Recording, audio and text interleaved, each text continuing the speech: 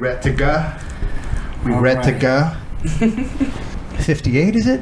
58. 58. Welcome, Cynthia. Hello, to the podcast. Finally, after months of requests. 400 years. Better late than never. Yeah, That's right. Of course. Women are always late. Dead ass. Hey, she was here before you tonight, Lenny.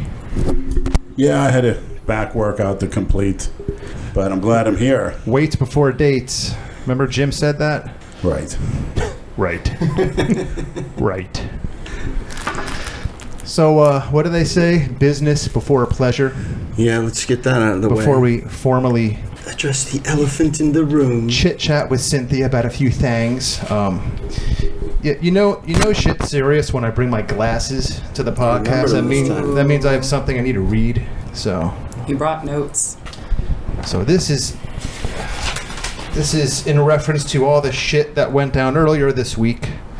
First, a monumental thank you to all of the maniacs who reached out to me this past week showing love and support. Hearing some of your stories about how our content helped you through a dark period or somehow inspired you to better yourselves means more to me than all of you will ever know, as well as everyone else at this table. I still have a bunch of unread DMs that I'll get to eventually, but it just got too overwhelming earlier this week. As I'm sure most of you guys know by now, I've never been one to impulsively issue any kind of response or statement whenever a shitstorm involving us or the Genova verse occurs. I always choose to just let the fire fizzle out, speak to everyone I need to speak to privately, and if I feel like addressing it afterwards, I will. But if I don't, then I won't. It's just that simple. None of this stuff is life or death anyway, and besides, it's usually old news by the time I might have an opportunity to even talk about it. If there's one thing we're not accustomed to, simply because it happens so infrequently, it's any kind of drama or turmoil among ourselves. It's unfortunate when an internal matter that can be so easily resolved privately somehow becomes a public one and leads to unnecessary theatrics on social media and Instagram. And that's exactly what happened this past week. The whole thing ends up becoming a he said, she said blame game. Maniacs take sides, lash out, make people scapegoats, and we end up having to deal with the fallout and deluge of DMs about what's going on. Now, since the lightning rod this past week has been Lou, I want to make one thing very clear. Lou was not and is not the source or problem in any way whatsoever with respect to any internal misfit strife. His intentions were actually very good, but his unconventional use of what he and I now both jokingly call a Trump tactic was not well received by the maniacs and certainly not appreciated at all by me at the time. And trust me, I made sure that any and all Reddit bras and maniacs who DM me about it knew so. The screenshots are out there, and I'm sure that Lou has probably seen a few by now. Looking back on it now in a calm state of mind, I know exactly what Lou is trying to do. And you know what? It worked. Yeah, he pissed me the fuck off that day, and he knows it, but he rattled our cages in a way that was much needed. And in just one day, he was able to make something happen that we three dinglings sitting at this table tonight could not get done ourselves for weeks for one reason or another.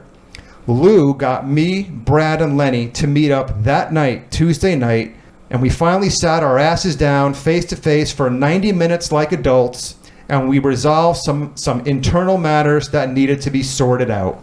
We all spoke our pieces, and I'm happy to say that we're now all on the same page, satisfied with the outcome, and even reinvigorated when it comes to content. And I think that's all any of us could really ask for. Last but not least, I'm going to respectfully, but very strongly, ask for an immediate stop to any and all of the trolling that has resulted from this fiasco. It's reached a saturation point, and it's time for all of us to put this entire episode in our collective rearview mirror. Besides, we all know how the Genova verse works, gang. I promise you guys that sooner rather than later, the conveyor belt of shit, as we like to call it, will deliver all of you a new and worthy target on a silver platter. So just sit back and wait for it. Until then, guys, trolls, maniacs, pretty please with piss on top, stand down. And that's all I have to say about that. Well said. I agree. If anyone wants to contribute anything, now's your chance. Otherwise, Cynthia, we're going to get to you. Oh. Leonard? I'd just like to thank all of you guys here again. It's another miscommunication problem. And Andrew, hats off to you. Anytime there's some issue, the texting or phone calls come immediately. I think that's the key in any area of life is communication. Correct. 100%. And also I'd like to thank Lou. He's a great inspiration to me. He gets knocked down, but he gets back up twice as hard. And anything he's done, from playing football, bodybuilding, whatever, the challenges keep coming, and he always rises to a new level. I learned that from him. And I also learned to respect others, because he's always respected everybody. Even as a kid, his mother said he always had a house full of kids, no matter who they were, how poor, how rich, what color. Back up in Massachusetts, everyone was welcome. So thanks a lot. And like I said, we bounce off one another. We learn from other. Call each other out, but then move on and go forward. There's never any reason to hate or hold grudges. I mean, unfortunately, 5 family members are doing that, and it's just nothing good comes out of it for anybody.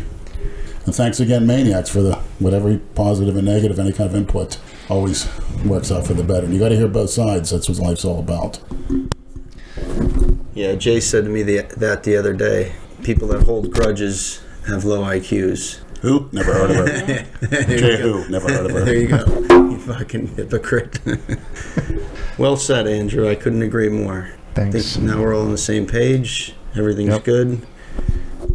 People can stop asking questions, because the conversation that we had, we all agreed that was going to stay between us, and it's going to remain that way. Correct. So, Cynthia, What's happening? welcome to the podcast, my dear. Thank you. Happy to be here. nice to see you. Thanks for coming. I think- Nice finally. to meet you guys. This Definitely. this has got to be attempt number 5 or 6, I think, to get you on. I think we've been trying to do this since February. Yeah. Was it? Yeah. Yeah, it's been a while. Yeah. Finally got it done. I'm super excited. I don't know if Jason is, but we are. Oh, Jesus Christ. Oh, my poor pepino. Cynthia, I want you to do something before we get started. Yeah, Put your right hand on Lenny's stomach, right hand, you got it. and I want you to say, I, Cynthia, I, Cynthia, swear swear that everything I say tonight about my previous relationship with Jason that everything I say tonight about my previous relationship with Jason will be the truth. will be the truth Okay. and nothing but the truth. So help me, Lenny's belly.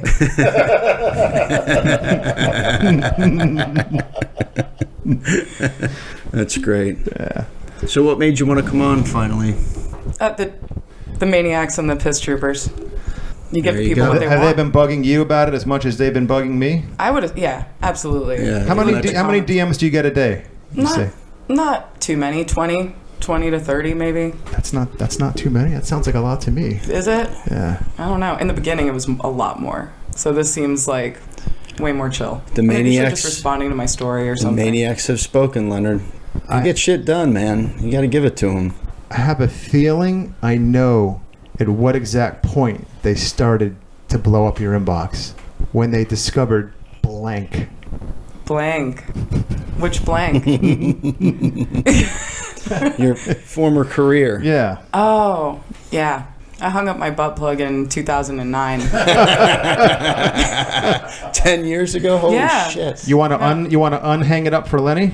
If you got a few grand laying around, we could probably work something out. Yeah. Lenny's tight.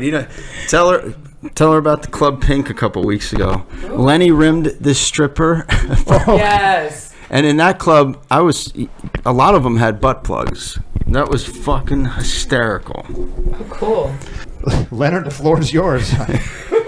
Yeah, I'm into that demeaning type, to me, sex. I discovered it, probably 20 years ago, but getting more into it, the older I get, it's just a certain thrill that I can't describe. And I happen to be with black women, or, it's non-cookie cutter, that's for sure. As I seem to learn more about Cynthia here, she's a non-cookie cutter type of... I was born. Gal. Yeah, I was born that way. No cookie cutter here. No, you're very unique, and what you say is, I never really heard that before to that extent. It's convincing. Oh, man. So why do you think you were born like that? When did you show early signs of it? Oh, you mean like the hypersexual aspect of things? Yeah, I didn't know you were like that. I was growing up. I discovered Playboy when I was like 3. And I started masturbating. She's got you beat, at Leonard. like 3 or 4. Masturbating at 3 or 4. Yeah, it's amazing what a girl can do with a pillow. It's insane. You know, one time, my dad, I heard somebody walk in the room, and I was probably like 6, and I said something really fucking horrible. Like, I can feel your cock, or something horrible like that. At what age? And I look up and see my dad's, like, mortified fucking face, and he just, like, shuts the door, and the next day my mom's like, did anybody touch you? Are you okay? And that never happened. That was never the case. It was just... Your imagination. Yeah.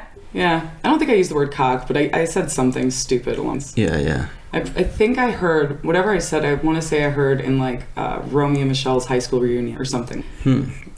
Never saw it. So did you have cable TV growing up, or was there pornography, say, laying around, magazines, videos? I'm sure back in the day you didn't have DVDs. Not magazines. We had that, like, illegal box. And I would wake up in the middle of the night and go downstairs and turn it on, and my dad would have left, like, the porn channel on. So I was always just sitting there, like, staring at the screen. I'm like, wow, they're really pretty, you know? Like, that was pretty much my only thought process. Okay. Interesting. Yeah, well, so how did it progress from there? Back in the day for her is not like back in the day for us. She's only, how old are you? 31. 31. I was born in 88, so this was the very early 90s. I graduated high school in 88. Wow. No shit. Where'd you go to high school? Riverview High School in Oakmont, Pennsylvania. Oh, cool. Yeah, I'm from Ohio originally, so we're kind of neighbors. What part? Cleveland area. No kidding. Where Leonard's idol is from. Who's that? LeBron. Oh. I never heard of her. He's from Dayton, right? No, he's from Cleveland. No, Dayton. Oh, yeah, That's right. that's not too far away, but his high school used to play my high school. He's a couple years older than me. So did you play sports? You look like you're very, you're an athlete. I did a lot of martial arts training. No I started kidding. in Taekwondo, did some American wrestling, Tai Chi, stuff like that. Did you ever think about getting into some fighting now? No, man, I have like neuropathy. I'm getting old. I can't. Wow. I like the conditioning and shit, but like my body hurts. Oh, sorry to hear that. You know, it happens to the best of us. I'll still fuck somebody up though. Glad to hear it. Yeah. You're pretty tall too. How tall are you? 5'9". Yeah. 5'9". What specifically is the most painful parts of your body? Well, it depends. When the neuropathy flares up, oh fuck. Like I went out a couple weekends ago, and I told you guys I don't drink, but I was like, I'm gonna have a couple drinks. And I woke up the next morning and my hand was like purple and swollen. So it's like it's nerve damage. And anything that causes inflammation in my body will activate it. That was probably the most painful. Or I've had like a neuroma in my foot, which makes it feel like you're walking on a fucking Lego all day. That's terrible. So it's really just that, and it comes in waves. So I don't want to fight anyone because that'll just make it worse. Yeah, I saw you do that foot fetish video. I'm sure that's a lot of fun and very comfortable putting your feet in somebody's mouth or something like that. Oh, that was so weird, man. I actually hate, like, I am not a feet person at all, but, you know, a check's a check, and, like, you know, if you want to put my foot in your mouth, I will take your money. Yeah. Yeah. He was really cool. He was, like, an OG performer, and he was a really nice guy. The guy who hired me for that, his name was Mark Kickass, and he was like, I'm a big fan of yours, and I'm like, what are you talking about? Because I was just such an amateur from like Florida. That was my first time in LA, and yeah, it was a good time. I liked shooting for him. He was cool. Whose idea was the plastic bag? Mine. That was all you? 1,000% mine. I met those guys from, God, what is it called? Latino abuse or something like that. At a convention down in Miami, and they were super nice, and I was like, hey, I really want to book with you guys. Like, some girls want to do Playboy and shit. I was like, no, I want to do like the most hardcore shit you can find me. So I was warned about them. They're like, these guys are pretty intense and, you know, blah, blah, blah. And I'm like, dude, send me in. I'm ready. Let's do this. And they were so fucking cool. Yep. Did I call it or what? Ooh. You want to answer and put it on speaker? Sure. Jason, you're on speakerphone and we're doing the podcast. What's up? Hey, listen, can I please speak to Cynthia really quick? Sure. Go ahead. What's up? You're on speakerphone though, Jason. I'm letting you. Hey, Cynthia, what's up? What's happening, baby? How you doing? Good. Why did you, I tried to text you and I'm blocked from you. Oh, shit. You know, I probably forgot to turn that off one night when I was at work. I'm sorry. Hey, listen. I didn't even realize you were blocked because I wasn't getting any messages. I apologize for what I did you in the past, Cynthia. I really apologize. I didn't mean to do that. You know I do some stupid stuff sometimes. I don't mean to do. It's not my fault. You know, we haven't even talked about you yet. You're kind of incriminating yourself unnecessarily here. Yeah, I know, but I definitely want to hang out with you, Cynthia, again. I'd be open to Awkward it. I pause. appreciate your apology. I do. And, you said you did it on accident. You didn't mean to, but sometimes I don't know if you did it on accident or if you did it for your fucking channel. It was stupid. I definitely want to hang out with you, Cynthia, again.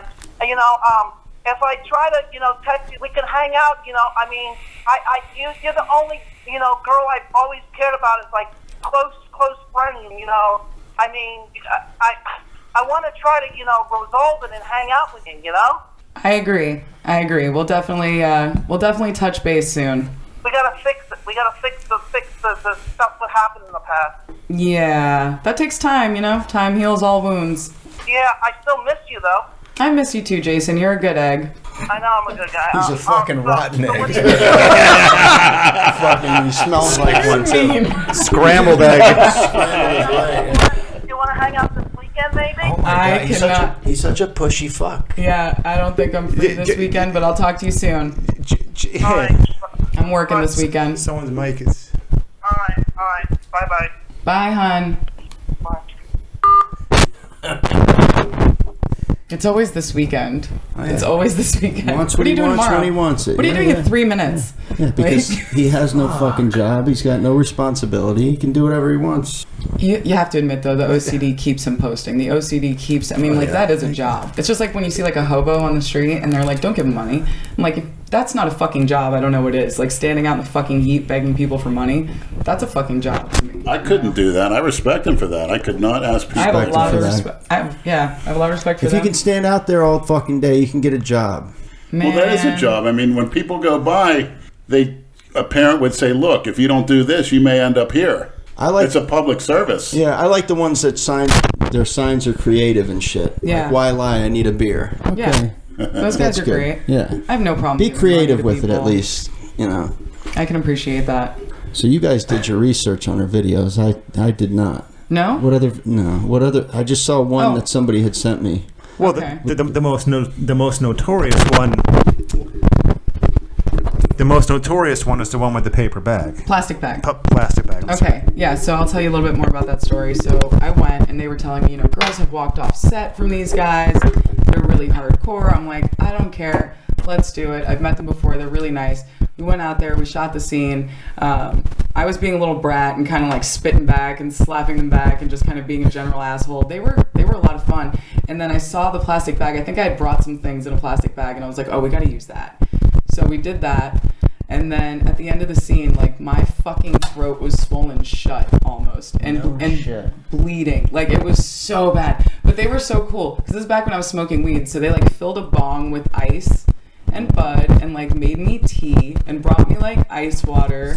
And they were so dope. And I made like really great money to put out that scene. So for me, it was a good time. It was like, okay, missing all the good stuff. For me, it was like a really good test of my boundaries and what I could do. She's got a microphone. Yeah, now I got Jesus one. Christ. And now I'm good, I guess. The phantom microphone just appeared. Yeah, we really need to upgrade this equipment, guys. Sorry about all this feedback and crackling sounds. We've been very remiss about it. ZC only. We have the most ghetto-ass podcast setup imaginable. We need new wires. We need new mics. So we'll work on that soon.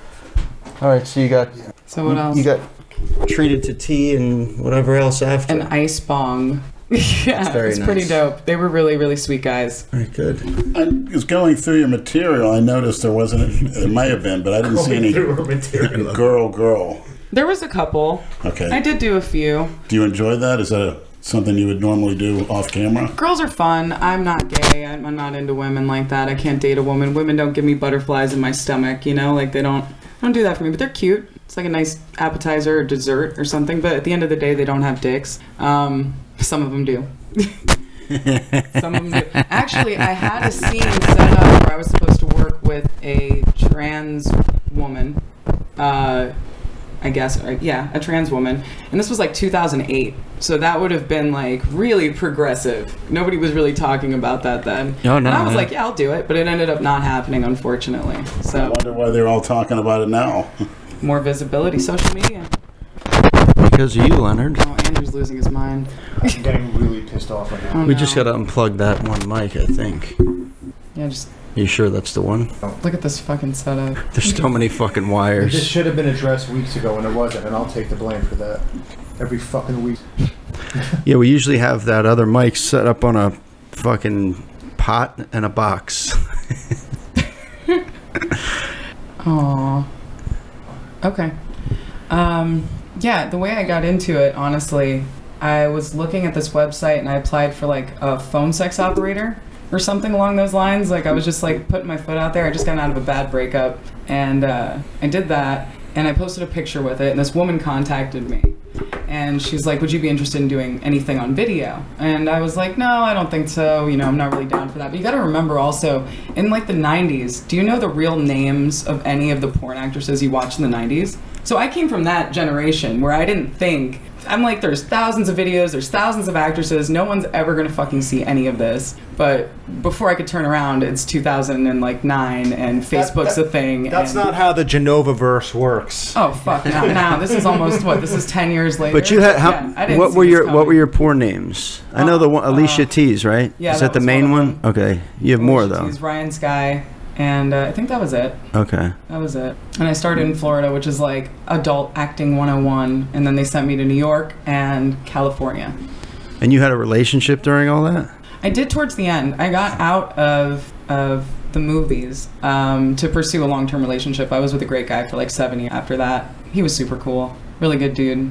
We're still friends. That's nice. Yeah. Healthiest relationship I'd ever been in. Yeah, then you met Jason. Yeah. Well, I don't date really anymore. I'm just kind of over it. Because after that 7-year relationship, I got back with the guy who broke my heart in the first place, and that was a huge mistake. So after that, I've kind of devoted my life to charity. Very nice. Specifically?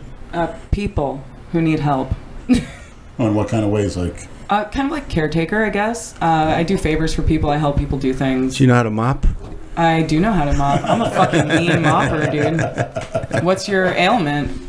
Not my ailment. Leonard's house needs a good mopping. Cynthia, if I could ask you to do the hottest phone sex clip, say 10 or 15 seconds that you could muster. Oh, it'd Do you be think you- awful. You think we could hear it, the Maniacs? You said you've seen my work. I'm not a good talker when it comes to shit like that, man. But for instance, what would you say, to a young guy that really get his attention?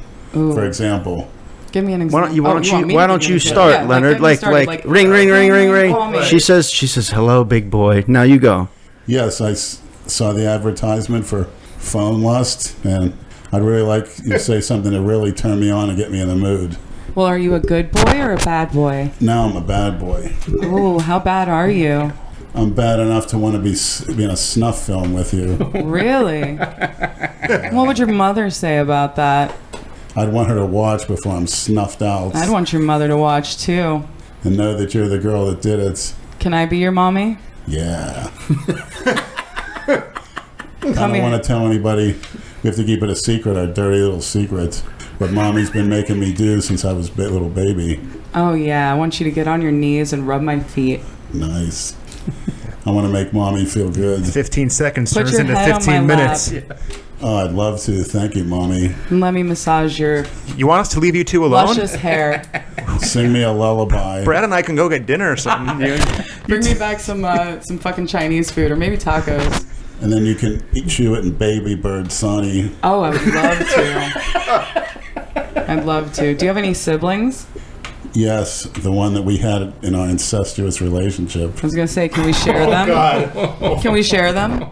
Yeah, a family that plays together stays together. Can I baby bird you? Can I snowball you with their fluids? Wow. Snowball, that's a new term for me. Snowball? You don't know what that is? Really? No, what is it, Brad?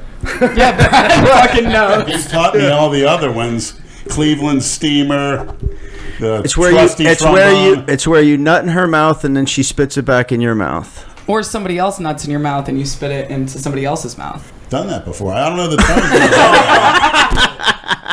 Why am I not surprised? The nut receiver or the nut? Both. Comes full circle, baby. To become good at one, you got to know what the other one's all about. That's right. Well, they got that. Now you're talking. Blue eyes. Silent Bob perked up. Yeah. I'm excited. Feel free to. I'll pass you the mic, Bob. Feel free to chime in. Cynthia brought her bodyguard with her tonight, so. I sure did. You need a bodyguard? No, I really don't. The size of you and all those martial arts skills? I really don't. He was quiet till we started talking And about what real man's snowballing. not going to do anything but what to submit to you? Well, yeah, you know, it's just nice to have him around. He's my best friend, so. Oh, that's nice. Yeah. He wasn't doing shit. I'm like, come with So me. where? I'm Look, she curious, where did likes you meet Jason? friend zoning him.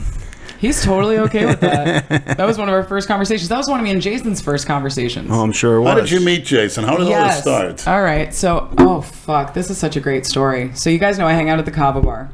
And the owner of the bar, when I was there during the day, I was getting ready to go to work. He goes, "Can you come back tonight dressed as Slave Leia?" I said, "Sure, of course," because I do a lot of cosplay. I do a lot of costumes. I was like, fuck yeah. So I go. I put together a costume. I show up. There's like 200 fucking people there, and no one else is wearing a costume. And I'm like, what the fuck is going on? Oh, my God. And one of the people who works there was like, "Oh, you don't know? You're getting handed off to Jason Genova." I said, "Who the fuck is Jason Genova?" And they were like, "Oh, shit." And they just walked away from me. And I was like, well, they know, dude, I'm ride or die for my Kava family, so if they ask me to do something, I'm fucking doing it. So Jason shows up in his white suit, and he's just adorable. What an adorable little bean. And the other girls showed up with really shit costumes. Sorry, girls. They were really bad. And we had this whole setup out back with like this fucking air mattress and like a throne and some like tiki torches. My homies were dressed up as stormtroopers, which was really cool. And They should have had Leonard there as Jabba. I don't know why you weren't Why there. wasn't this on video? It is. It is Oh, on I video. know, is it? Yeah. There's totally a video of this. How do you guys not know this? I didn't see it. Okay, well that was... I've seen a still picture with you in it, but never the Okay, video. yeah, there's video. On his And channel? On Jason's? I want to say it's on Kava Sutra's Instagram. What is their Instagram? It might be on Jason's channel as well, or one of his, you know, guys. What's their Instagram? Kava Sutra Kava Bar. So we do that. We all take pictures. We take a picture on his lap, and the craziest shit happens where, oh God, what's the actress who played Princess Leia? Carrie Fisher. Yeah, she died the next morning. So the fucking fans were like, "You guys killed Carrie Fisher." It was the weirdest fucking coincidence, dude. Wow. And I didn't see Jason for probably a year after that. And then he came to the Kava bar for a few different things. And he would always go around to everyone and be like, "Hey, do you want to hang out? Hey, do you want to be in a video? Hey, do you want to do this? You should come over. Do you want to go on a ride in a Ferrari? Do you want to fucking come over and watch Star Wars?" And everyone would always just be like, "No," and kind of politely like turn away from him. So the last time I saw him, which was this past January, he was asking everyone if they wanted to go to the gym. And so I said, "Yeah, sure, I'll go to the gym with you. Let's go to the gym." And I knew he had some kind of following, but I really didn't know anything about it. I never followed him, right? So I go to the gym in my friend's sweatpants. Like, I'd gone to my friend's house a few days before. They gave me some sweatpants. They were like horrible. And I was like, I don't give a shit. I'll go into the gym wearing anything. And I didn't know how many people were going to see this video, but I also didn't really care. We shot the video. It was fun. And then everything just went fucking nuts. Fucking nuts. You and that other girl were in it. I saw Oh that. my God, What's poor your name? Ape. Yeah. Poor April. Huh? Yeah, what's her deal? They found out she was a runaway or something? She was one of the, well, I know her as, she calls me Mom, which is really cute. She's one of the little girls from the Kava bar. She dates one of the bartenders who's been there a really long time. And they love Jason, her and her boyfriend, so. Okay. She was down, and I don't think either one of us fucking knew what we were getting ourselves into. But I rode with it, you know. I like it. They're my kind of people. His fans are my kind of people. Freaks. Fuck yeah. I put the freak in frequency. And the highest frequency is love, baby. Wow. The nose is twitching. Oh, yeah. I've never heard anyone really say it like that. I'm really impressed and honored to be you. You seem like the real thing. Aw, thank you, Lenny. I've been looking forward You to actually meeting remind me of, although he looks like Jesus, you remind me of Jesus in that he associated with everybody. He never judged. And just by associating with him, he brought them a lot of love and happiness and showed them the correct way. And they make their own choice after that. But If you can think of one weird or entertaining story that pops out that happened with Jason, what would it be? Oh God, there's so many. Let me think about this for a second and check, because I tried to. Okay, so I do want to start with where it went from there, right? So we did the video, and then he asked me if I wanted to come over and we'd go like grab something to eat and go to the gym again, and I said sure. So I go over to his house, and it was everybody talks about how it's like filthy and this and that. It was pretty clean. Maybe he cleaned it because I was coming. I don't know. But I got there and he tells me, first he's like, I want to be really honest with you. And he takes me to his bathroom, opens his fucking medicine cabinet, and scares the shit out of me because there's all types of shit in this medicine cabinet. Yeah, I guess. No, I didn't actually shit. But I was like, who left this boy unattended with all of this shit? And so I was like concerned for him. And then he goes on to tell me about his fans, and he said, honestly, Cynthia, I think my fans would like to see me dead. And that fucking broke my heart. Like, that made me really sad. And so I was like, how can I contribute? Like, they seem to like to see me in the videos and stuff. So I was like, I really want this kid to have like, kind of a come up, like a moment where people are like, the manipulation begins. Oh yeah. Oh, definitely. Yeah, but I learned that the hard way. But they do say that, and if you look at the comments on his videos, some of them do make that remark: "Drop dead," euthanize yourself. So he is seeing that, and he puts up with that, and that's why I have a lot of respect for Jason, regardless of him being all over the place. Which is not completely his fault, but some of it I think he uses to his advantage to get away with whatever the fuck he wants. When he said that, and then he had like this panic attack and felt like he needed to do steroids like right then, and he like reaches in his fucking medicine cabinet, his fucking hands are shaking. He pulls out like a Gatorade cap to like mix this shit up in. Oh no. And I'm having a panic attack now. I'm like, no. What is going on with this child? And honestly, I was like concerned because I didn't know any of you guys. And I'm like, I don't know, dude. I was worried about him as a person. I was like, who gave him this? Like, to be here doing this on his own? I learned in the scheme of things that it's what he wants, and he gets what he wants one way or another. It has nothing to do with anyone here, at least. But that was my first concern, and I'm like, he should have somebody who's checking in with him daily, who's making sure that like he's cooking his food thoroughly. Like, I just felt really bad for him. He seems to be impervious to disease, Dude. Injury, pain, I've said infections. that, yeah. Yeah. So are you. He's insane. I mean, he's a fucking specimen. And like, I wanted to help, and I had free time, and I liked hanging out with him. I thought he was a nice kid, and we had fun, for a while there. I wanted him to also know what it was like to hang out with a girl, because one of the things that really fucked me up was like everyone was telling him that I would never want to hang out with him. People were messaging me and telling me to stay away from him.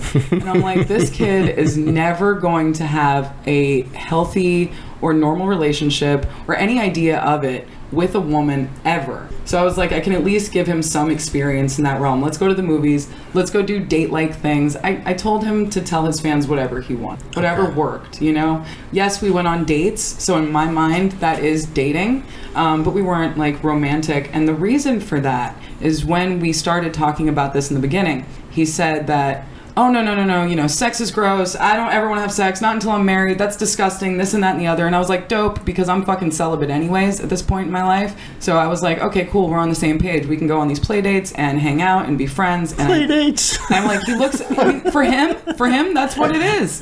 That's what it is. How many dates has he been on, seriously, other than what's her face, the very serious, mature girl, whatever the fuck, Diana whoever she was. Maybrooke. Oh, she sucks. She fucking A little sucks. fling with a transsexual. What's her name? Star. Oh, that was cute, right? That's right. Yeah, she was pretty cute. That was cute. I don't know what their deal was, but she good seemed like she fucking wanted God. like, followers or something, or some kind of like, I don't give a shit. I'll shut down all my social media tomorrow. I really don't care if I have followers or not. I like engaging the Genovaverse because it's fun for me, and I think they're cool people. Yeah, it's very entertaining. Yeah, I mean, like, I genuinely enjoy it. And I also wanted to kind of destigmatize people from the idea that you can't date someone who's suffering with a disability. Because I feel like we automatically write off people who are struggling with a disability. One of my best friends is a quadriplegic who has like this super hot girlfriend and runs a Fortune 500 company. So I mean, it's not it's not something that we should just write people off for, you know? So I gave Jason that opportunity to kind of see how he was. And once I really got to know him, I was like, you know, mentally and everything else, I don't think it would even be moral for me to be physical with somebody like Jason, unfortunately. But I know there are girls out there for him. I was like researching websites for like people with special needs and how they start dating and stuff like that, because I really wanted him to have that at some point in his life. But he can't differentiate reality from social media, and it's going to make it really difficult for him to have. That is his reality. That is, yeah. Correct. To have any semblance of a normal relationship with anyone. So that's my long and short of it with I mean, quite honestly, from what I've heard and a lot of people said, and you've heard it too, that you just wanted more, you know, notoriety for doing it yourself, you know, but I guess apparently not. So that's pretty impressive to me. Yeah, that was a big question when you came on the scene. It was like, what is she doing this for, and why is she it's almost like they get jealous that somebody's getting attention off of him. So they always question whoever inserts themselves into his Because shit. in the past, there's been a lot of people who have done it. Yeah. Yeah, that's what I found Associated out. them just for themselves, more popularity. Yeah, but it came to bite them in the ass, because this isn't, you know, if you are trying to build a brand and this is You the don't follow, want his you're gonna be stink on you. fucked up. No, Like, you no. fucked up. Yeah. I'm not trying to build any type of anything, really. You know, I do all kinds of odd jobs. I just keep myself busy. If it's not fun, I don't do it. And this is fun. So that's why I'm what are here. your future goals going down the road? What do you aspire to be maybe in 10 years, 20 years? I want to do party planning and event planning. I think that would be fun. I like to MC. I like to be like a hype woman, and I like to find talent and get talent paid. I like to find artists and musicians who don't know how to ask for their money, so I can go in there and be like, hey, I have this really great artist. Well, you go to Client Brad. What? Why is that? You're What? such a fucking moron. Ignore him. He's just Are you making talented, Brad? He's just making shit up. Don't listen to him. I don't know. I feel like you might have some talents. What are your dreams? I see Lenny's wheels spinning right now. What's your favorite fantasies? They want to know. I saw that question. Oh, I know really? Brad. My favorite fantasies? Oh, man. I have a friend who I've had a crush on forever, and he's rejected me many times, so we're just friends. But my fantasy with him is to make him pasta and watch movies and comment on them and tear them apart. That's my fantasy at this point in my life. Oh. I've lived out all my, you know, sexual fantasies to the point where they're just, you know, it's done. It's been done. Been there. Got the t-shirt. I'm having a hard time understanding that, you being a young woman and you breaking out as it is. Obviously, your hormones are in high gear. Because she started at a young age and got it out of her system, I did. basically. I You really never did. get out of your system. I mean, you can do temporarily, which is what I do.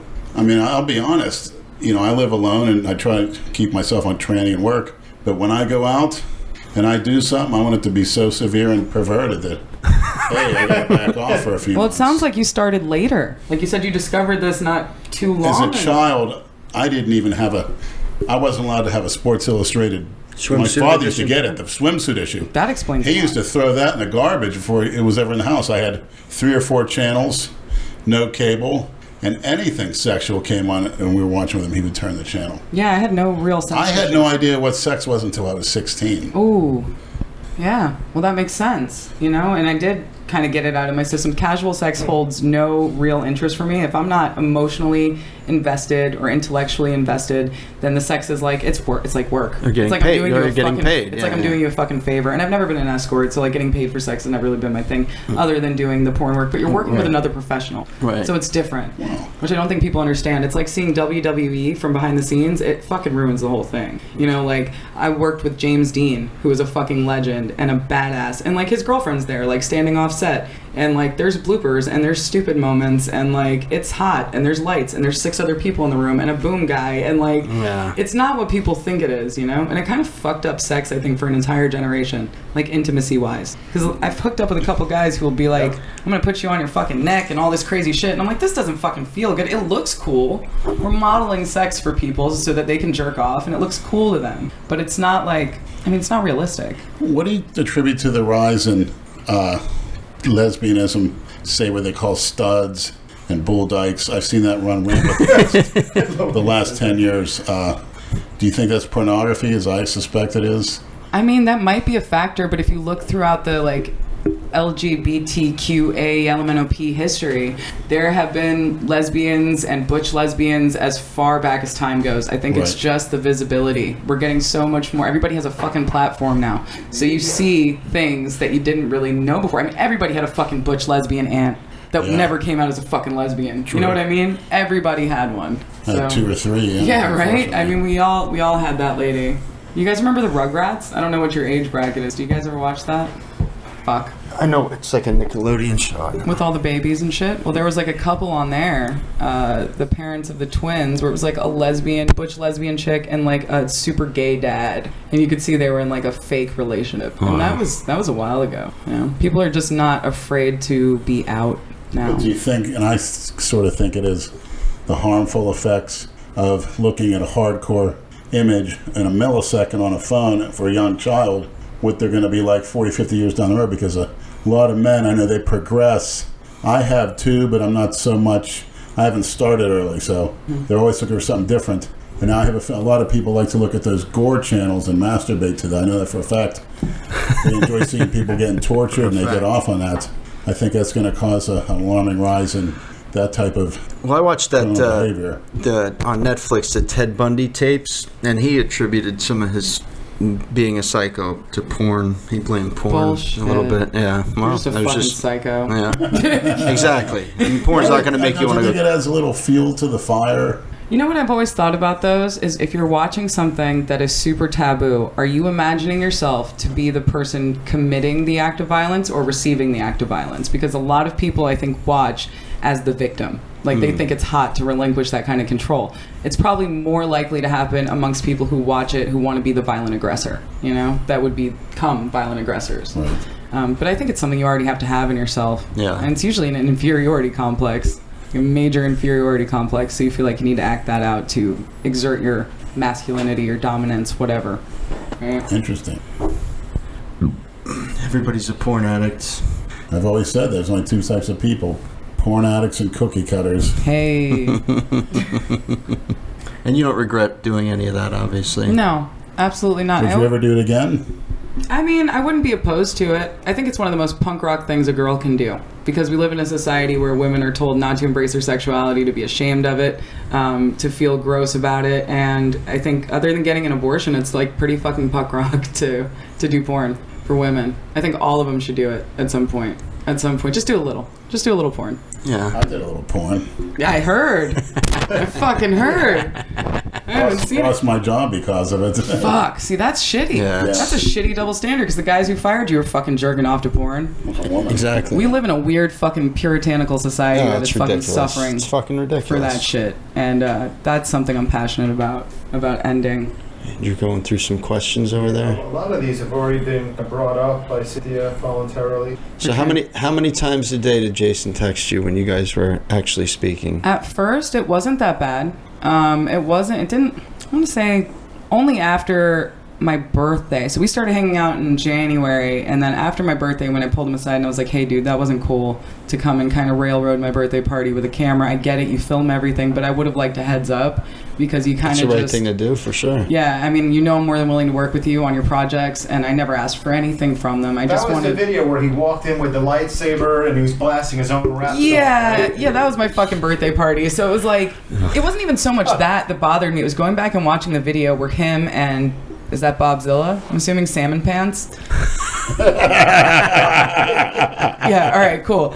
That they're back at the house and he's like talking all this shit. That's really what pissed me off. He's like, I'm fucking pissed off at Cynthia. She hasn't talked to me. He knew why we hadn't talked. I'd been crazy busy working and a whole bunch of other shit, and I still talked to him. But he was upset that I hadn't shot a video with him after he had told me that we didn't need to shoot any videos together. So it was like, it really pissed me off that he tried to make me look bad on my birthday with this like whole revenge plot and then come in and take over the thing. And it was only after the end when I went back and watched the video that I was like, damn, dude, fuck. And I told him, I was like, that wasn't cool. And he was like, oh, I'm sorry. Blah, blah, blah, blah, blah, blah.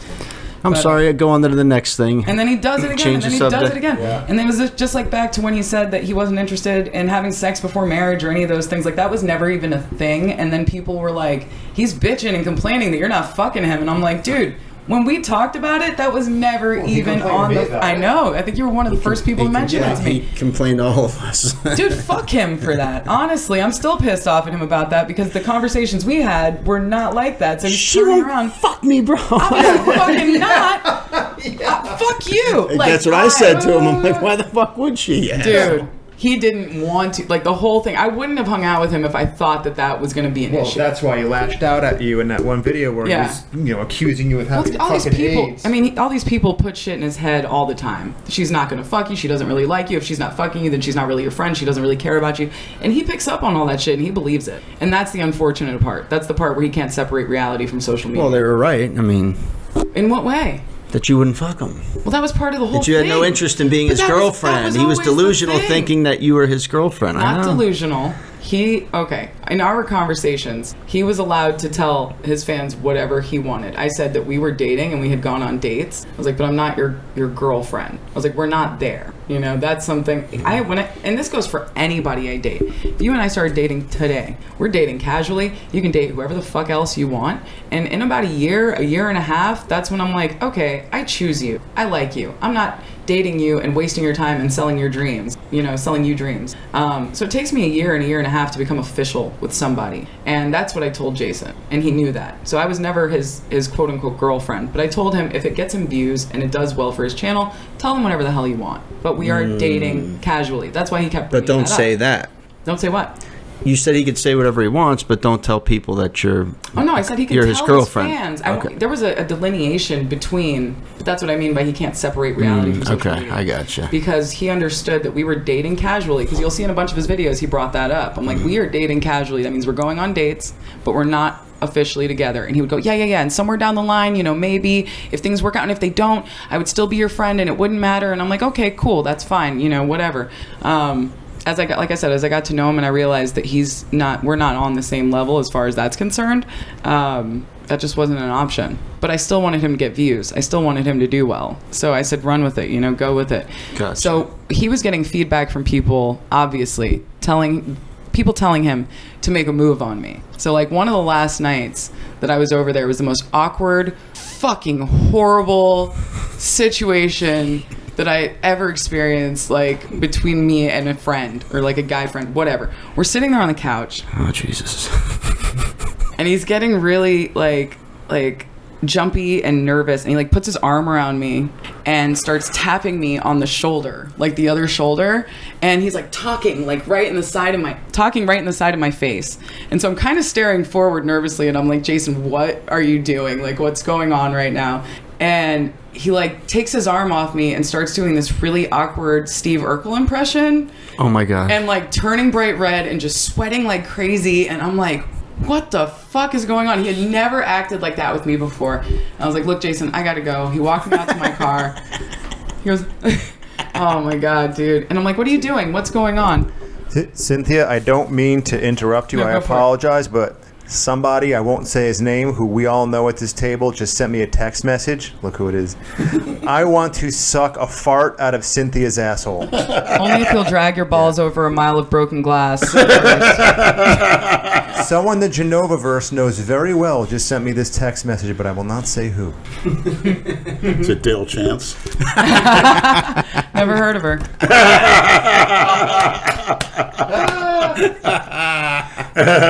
You hear that, Dale? Oh, perfect. Someone asked a question: Would you be Lenny's human toilet? Oh, number one or number would you two? Let Lenny be your human toilet? Oh, sure. But that still costs money. Like, I derive no pleasure from this. The pleasure I get is the money in my hand for doing this. I'm an actress. I'm a professional, But I'm also pee shy, kind of. I tried to do that for somebody once, and it just couldn't make it happen. Pee shy? Yeah, it wouldn't happen. I wanted to piss on this motherfucker, but I couldn't do it. Why? I don't know. Ask my bladder. Wow, I never would have thought that. Just wouldn't happen. This was over 10 years ago. This was a long time. It's like I was one of the probably easiest 19. things you could do, and that. I could probably do it now. My bladder's not as strong as it once was. By the way, you congratulate Brad. He just did his first devil's kiss about 3 weeks ago. What? Pray tell. Of course you got to bring it up. What's mean, Jelly Bean? Tell me what's happening. No, I never thought I would do it, but, you get into that subspace, as Leonard said. And What is this? I don't know what that is. This is a term I don't know. Eating ass. That's when you're eating. Oh! Yeah. Yeah, good for you. You tongue fuck the Cheerio. Good for you. Little starfish. Brad taught me that Cute. term, by the way. I've done it, but I never knew what the term was. Yeah, that's What's always that? a good time. I heard Cardi B today say something about that. She goes, I don't really like having my ass eaten. And the reason that women have banded together so we all get our asses eaten, so as if you break our heart or if we break up, we can be like, well, at least that motherfucker ate my ass. We will always have that on you forever. Yeah, it's So- good. Yeah, it's not that serious. No, it's a good time. Yeah, for sure. Family fun for everyone. Absolutely. Hold this part. Sorry, Stop holding the wire. Good for you. So how'd you feel about it, Brad? It was excellent. Excellent. Uh-huh. Nice. Did you do look it again? really Of course. satisfied right Oh, now. you're regular. Why not? Tell us your technique. Did you just go full face in, or did you tease it a little bit? Everything. You Let's have see to. your You tongue. have to. Huh? What's your tongue look like? Okay, that's a good tongue. That's a good one. I would do. Yeah, it was interesting, but very good. Very good. She loved it, so hey, why not? Cool. Let me tell you, if I was trans, I would be way more feminine. My nails would be done, my tits would be done, my ass would be ridiculous. That's why Leonard loves him. Yeah, I would have gone balls to the wall, but I just, I deal with what I got. I was an ugly duckling. I looked like a fucking Oompa Loompa till I was 20. You're 20. kidding. Yeah, I was a late bloomer. But you did movies when you were 20 or not? Yeah, and my body wasn't that great. It really wasn't. It was okay. It was a little prepubescent looking. Did you? It wasn't did you wonderful. See those? That was when I kind of started to grow up a little bit. It was probably 25 or 26. What happened? Did you change your diet? Hormones, I guess, just they're different. My hips are wider now. My waist is smaller now. My boobs have dropped. Mm-hmm. They were kind of younger woman's boobs before, kind of far apart. That's the only thing I didn't like about working was looking back and being my body's way better now. I should have done it. I should have waited. I was a late bloomer, but it was fun. It was definitely a good time. I'm glad I did it. Wow. Do you have any daddy issues? Because most it always goes back. Who doesn't? Any woman that's a stripper, porn star, it always goes back to having. Look at anyone that any woman dates. Every woman has fucking daddy issues. I think that in this day and age, we are all so fucking self-aware that we all have daddy and mommy issues. This is something we never would have talked about, 30 years ago. Do you have a good relationship with him? Well, my dad passed away when I was 8. Oh. He did. I had a father figure in a way, my older brother, who was 20 years older than me, and we were super tight. And we stopped talking when I was 15. He kicked me out. So yeah, I definitely have a ton of abandonment You were issues. kicked out at 15? Yeah, he's a dick. That's illegal. Yeah, I went back home to live with my mom. I went to live with my brother for high school because I was a shit student. Is he down here? No, he's up north. But I got bullied all through school. All through school. What? I got bullied from 5th grade until the day I dropped out. I was always getting picked on because I was the biggest kid in class. I was awkward and I was really nice to people. And I would usually, the same way that I was with Jason, on the first day of school, if Jason would have been in my class and people were talking shit about him, I would have been fuck you. And I would have became his friend. And that's how it always was. So I was an easy target. I never had friends growing up. What? Yeah, it's wild, right? And now, the one thing I wanted was to, make friends and meet people. And now I have a wonderful social life. I'm blessed with really, really awesome people in my Were you life. bullied by boys and girls? Oh my God, I got punched in the face by a dude in 7th grade. What? He came running down the hallway and punched me in the face and got expelled. My nose was bleeding. I wake up at 19 and in my living room, because I had roommates, is that kid. And I was like, hold on, is your name blah, blah, blah? And he goes, yeah. I was like, you punched me in the face in 7th grade. He's like, oh, yeah, I remember that. So why'd you do that? He's like, some girl said she'd suck my dick if I punched you in the face. And I was like, You gave him a high five. dude, he was a fucking pinga. He was a fucking prick. So then I was like, I don't know. He was being hella disrespectful. I was like, get the fuck out of my house. And he got out and he broke every lamp on the outside of my house. Then the guy that I broke up with started doing movies and then got back together with later. I'm telling him this fucking story. He's like, wait, his name's what? And he's Mexican and Puerto Rican. I was like, yeah. He's like, oh, that's my cousin. Wow. I was like, you've got to be fucking kidding me. Small world. So when I first meet the guy I'm dating's sister, who is like a real difficult person to get to know. Every time I met her 5 or 6 times, and every time she'd go, "Who are you?" And knowing damn well who the fuck I was. And he goes, Tell her that story about what happened, blah, blah, blah, blah. Like, it was fucking funny. That guy was a dick, too. Yeah, he sucked. I have more issues with, like, people I've dated than actual, like, daddy issues. I actually got into doing movies because I never wanted to fall in love again. I was like, fuck that. That shit hurt. If I go do this, no one will ever really want to date me again, and I'll be, like, secluded and safe, and that'll be dope. And people still want to date me, which is crazy, right? Like, that's okay. But that means they're super cool people who actually want to date me now. Like, understanding people. And I mean, there's probably a bunch of shitheads who want to date me, but I have a pretty good gauge on who I'm fucking with. Yeah. Well, everybody has a past, you know. Every saint has a past, and every sinner has a future. All right. Well spoken. Question, Cynthia. Ask Cynthia how to...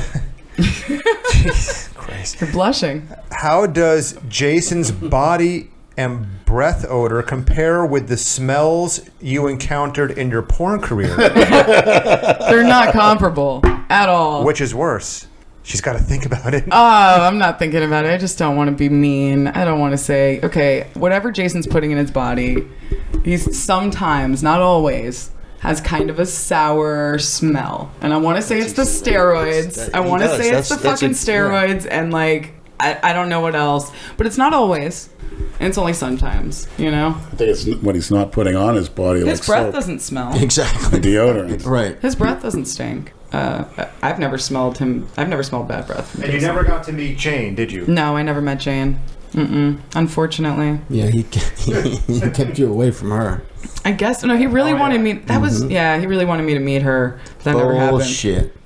Not a fucking chance. He may have told you that, but I... No.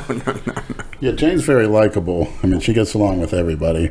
She's a lot of fun, actually. She's very suspicious of anyone who's new. I don't blame her. Yeah, That's a mother's job, you know?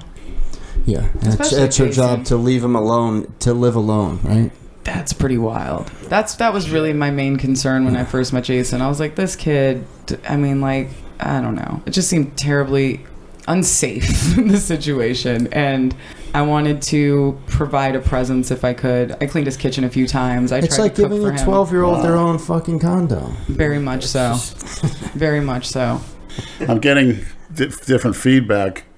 Do you consider yourself a feminist, or... You seem like you're really conservative now, and more, you know, the old-fashioned moral values, which sounds nice. I am now, and I don't think it's like the story of Buddha, right? Like everything to excess until he found, you know, the truth in life, which is more of like a spiritual thing. Yes. And yeah, I did everything I ever wanted to do. And I think that's what life's about. And you know what? I think should is a prison. Like supposed to is a prison. I meet so many people who did what they were supposed to do, and they're fucking miserable. They went to school, they graduated, they got the job, they married the woman, they got the house, and they're fucking miserable shits. My brother. In fact, looking at him, that's what I never wanted to be. So that was one of the things I think I rebelled against. And I said, well, that looks like fun. I'm going to do it. That looks like fun. I'm going to do it. It was a great opportunity. I know people want to hear like horror stories about porn. They want to know if it's like all fucked up and seedy. But I wouldn't have gotten into it if it was. And that was the crazy thing. I went to the studio down in Miami, the Bang Bros studio. And it's like walking in a fucking NBC. Like there's people walking around with papers and dressed up, and they sit down and go through all this legal stuff with you and make sure that you know what you're getting into, and you're tested every 2 weeks. And the guys in the industry are super nice. The first guy I worked with, his name was Kevin, and he was married to like a 3rd grade teacher, and he was just like the nicest guy ever, and he made it like very welcoming and super great. After my scene with James Dean, we all went bowling. There was like porn star bowling and porn star karaoke, which is like so wholesome, you know, like it was a good time. And everyone was just really open. Nobody was shitty. I encountered more shitty behavior in corporate America. I always said I'd rather suck dick for cash than suck dick for promises, because there's people out there who will fucking offer you the fucking world and take advantage of you. And I think it was Cindy Sherman who said, you know, they say, well, what about women fucking their way to the top? She said there would be a lot more women on top if that was the case, because that's, you know, that happens everywhere. So for me, porn was very like direct, like, okay, I provide a service, you provide me this, I get to travel, I get to meet really cool people. I'm a huge country music fan. I was telling my roommate about this earlier, and I got into country music. Hear that, Brad? He's a country guy. Kenny Chesney. What are you talking Josh about? Turner. When the fuck have Zach you ever Brown. heard- When you look at I Brad, just fucking make shit up. I know. no, you see such a country. jerk When you off. look at you see country. Oh, I don't. I If see I like like country, I would fucking say it. When have you ever heard me listening to country Tapping your music? feet at the Brews Room years ago. speaking You're tapping. such a lying You fuck. look like the lead singer of Taproot. Like that's more what I don't know that pin you band. as. Really? Here come the memes. By the way, did you see that one of us at the gay pride parade? What was that? Lenny Person's Last Direction? See, I'm gonna fuck it up and say the wrong person that posted it. You gotta take notes, It man. had fucking J Masters and Pumps carrying the flag. You're in the street. I'm in the fucking full leather gear. It was Someone tag me in fucking that. hysterical. Someone tag me in that. I want to see it. You're such a fucking. Cynthia, Can did get you you ever into country. see two men fuck and go at it real nasty?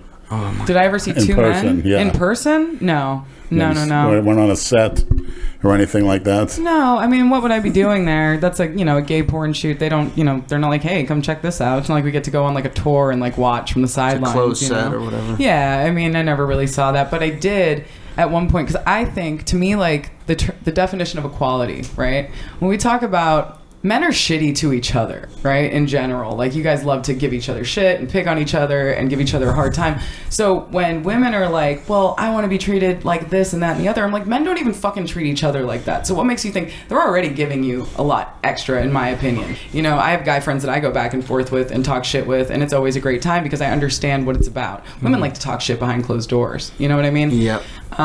But equality to me is like I love objectifying the male body. Not enough women do that. I had like a poster of a guy on all fours with his asshole in the air and like his ball sack hanging out behind him. Dog balls? Yeah, postered up on my wall. It was the hottest thing I ever saw. And the girls I was staying with in LA were like, oh, that's gay. I'm like, how the fuck is that gay? I am a straight woman. That is a man. I like ass. And that looks hot. It would be gay if it was on Leonard's wall. Yes. Oh, yes. Technically. But does gender even matter anymore, man? Like, does it even matter? For me, it has to Not look to like a him. girl, and it's got to be packing heat. Ooh. There we go. That's simple. How much heat we talking?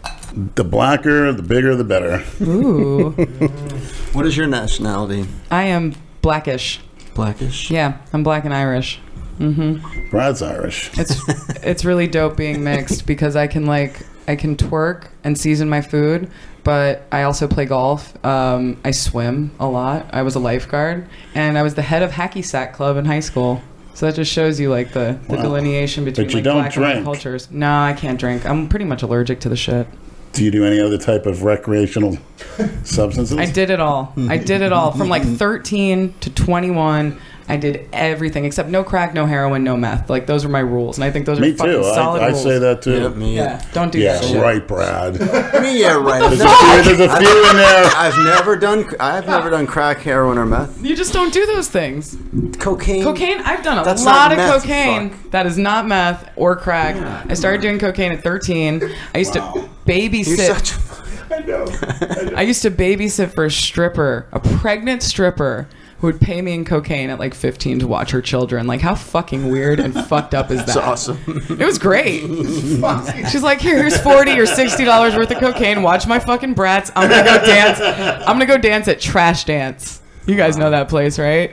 Flash Dance? Flash Dance, Yeah, yeah. disgusting. So you grew up down here? Yeah, At what age did you move down here? I was like 8. Oh, Okay. the Flash, I go to Flash Dance every once in a while. Still? Yeah. Wow, I haven't been there in a long That's time. why I had that video with the Cuban girl. Oh, Oh god, yeah. Yeah, it's anything tugging goes on your there. balls and putting her fingers in anything your goes. ass. Dope. That's cool. Anything goes. That's cool. But Lenny has excellent hygiene, from what I understand. Like, you take very, very good care of Keep yourself. there myself, but I spend more time on myself than, say, for instance, my floors. Same. I'm a fucking mess. Like, I totally get that. I can relate.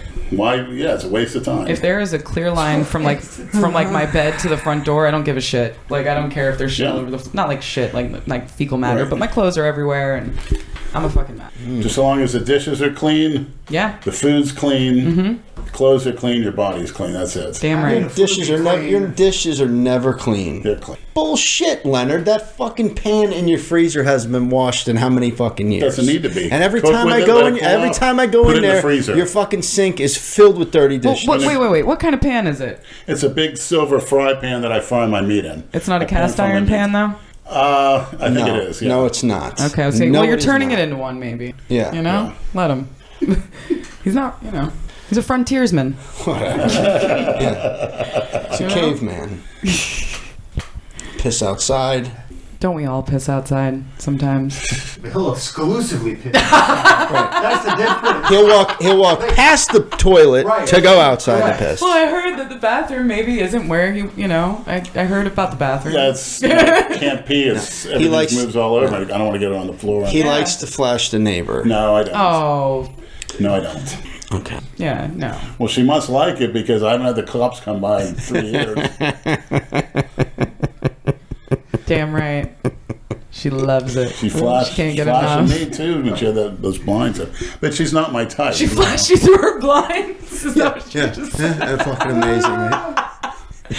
I like your style, Lenny. Oh, man. Should have shut your fucking blinds, bitch. You know there's a creep next door, definitely. Oh, man. There's something cool about that. We all like to walk naked in front of our windows every once in a while, right? Just like, let them have it, You gonna go through some of those? Oh, God, what? You got more questions? One question for you, Cynthia. What's that? Do you want to have kids one day? No, I don't believe in children. Really? They're just cleverly disguised people.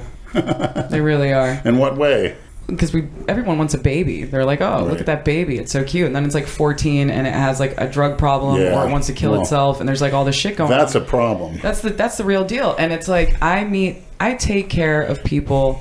I feel like my purpose on earth, and maybe this can explain some of what Jason is not my first Jason. You know what I mean?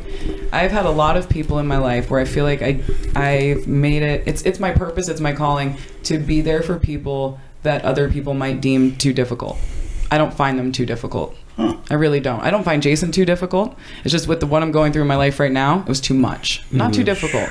If I was in a more stable situation right now, I'd have no problem. My boss, this woman I worked for the last 6 years, she was a brilliant artist, but one of the most difficult people you'll ever fucking meet. Demanding. She was diagnosed with every fucking thing under the sun. Schizophrenia. She was abusing drugs. She was on amphetamines and painkillers. And I mean, she would wake me up in the middle of the night if we were on a trip screaming, and I'd have to get up and take care of her. And like, she was an artist. I mean, I wasn't like her fucking caretaker, but I was like her handler. And I've done that. I mean, I have another good friend named Chris who my roommate here has met when he helped us move. He's a fucking nightmare. People can't stand him, but I love him. Like, he's great. I absolutely love him. I get him. Like, we have a good time together, but he's a lot. And I've had a lot of people like this in my life. I always have an open door. I always let people come stay with me. I don't have time for children because I'm busy taking care of yours.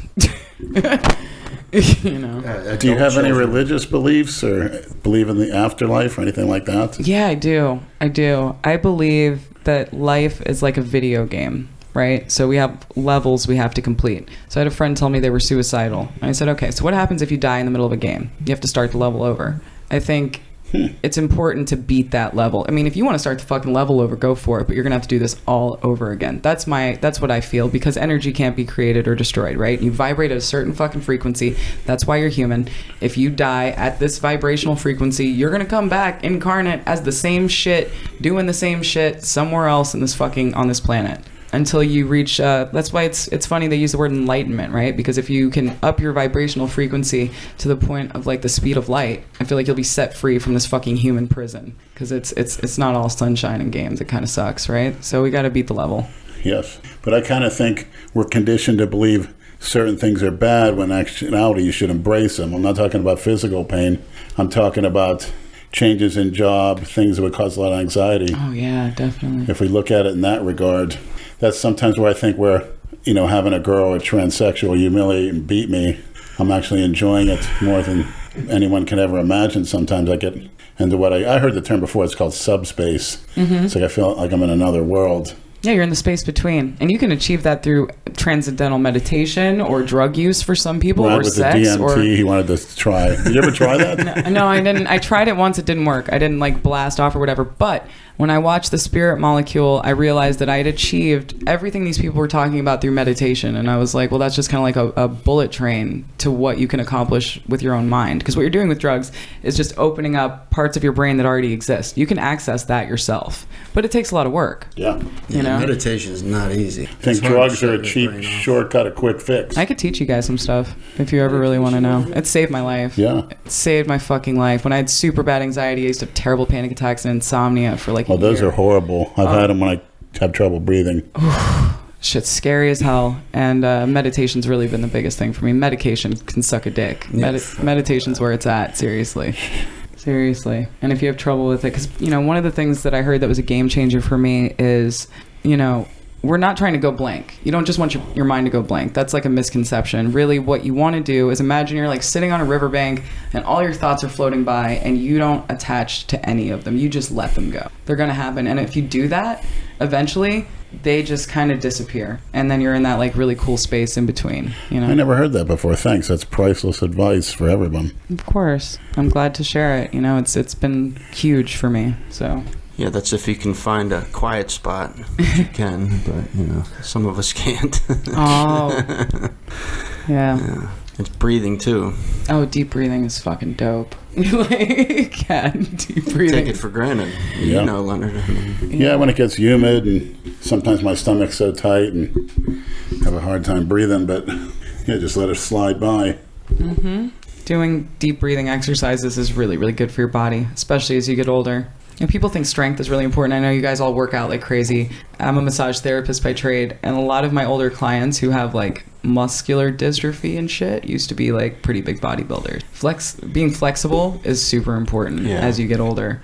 So I hope you guys are doing. So you're into yoga as well? I wish I was. I do Tai Chi more than yoga, and swimming is nice, and rollerblading and skiing. I fucking fell in love with skiing. Water skiing or snow skiing? Snow. Yeah, I missed my calling. That's where it's at. That was some dope shit. Yeah. You skied up in Ohio? No, I was in Colorado. Oh. Yeah, that's when I took that trip over to the Kava Bar when I was out there. So this guy who owns this big art gallery down in Fort Lauderdale, his assistant's husband ended up in the hospital, and I knew him through work because I sell art too. Mm-hmm. And he's like, can you be on a plane tomorrow morning at 9:30? We're going to Colorado. I'll get you lessons and this and that. I'll pay for everything. I just need you to handle all my phone calls and emails so me and my friends can fucking ski.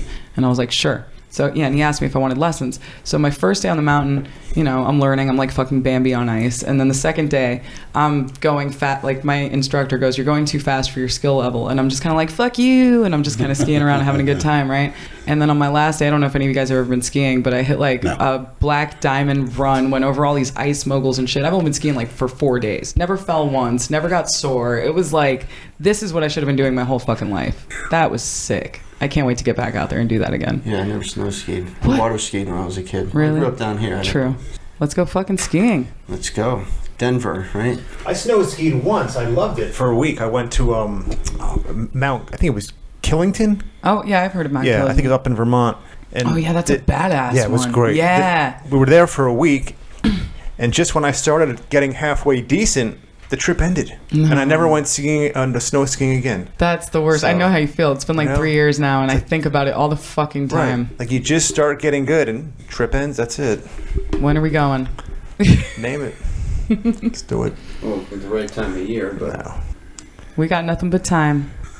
What about you? Leonard's time is coming. Would you ever go snow skiing, Leonard? Probably not at this weight and the condition that I'm in, but I have to get more flexible first and maybe drop some weight. They have a ton of other cool things to do up in the mountains, though, that you would probably love, you know? Well, the oxygen levels up there, he probably wouldn't be able to... We got to start working on that deep breathing. Yeah. No, it really makes a fucking difference. You know, I got my mom one of those things you put on your finger that, like, counts your oxygen, like your OC meter. Do you have one? Yeah, I was always told mine is low. Yeah.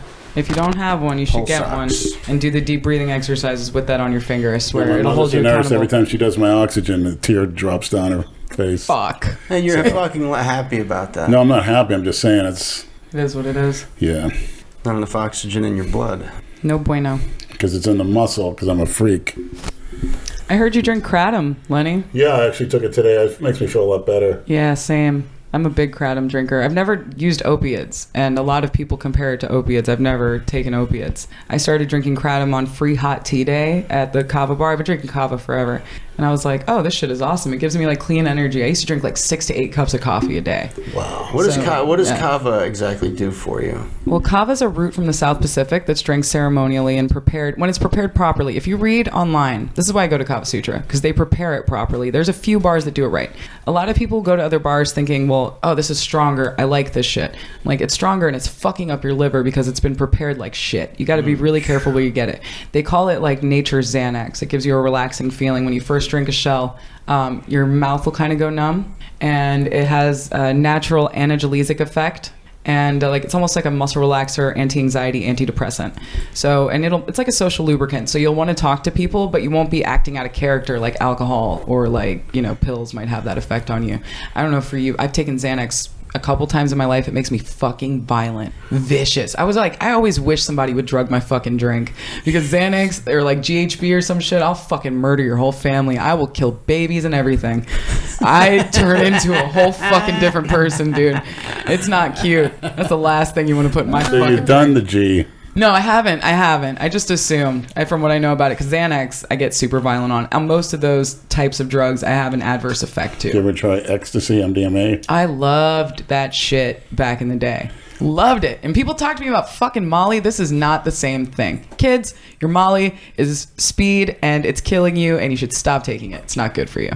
No, ecstasy was completely different. It was the pure MDMA you're referring to. Yes, the first time I ever rolled, I guess, I was 13. It was my sister's 15th birthday party.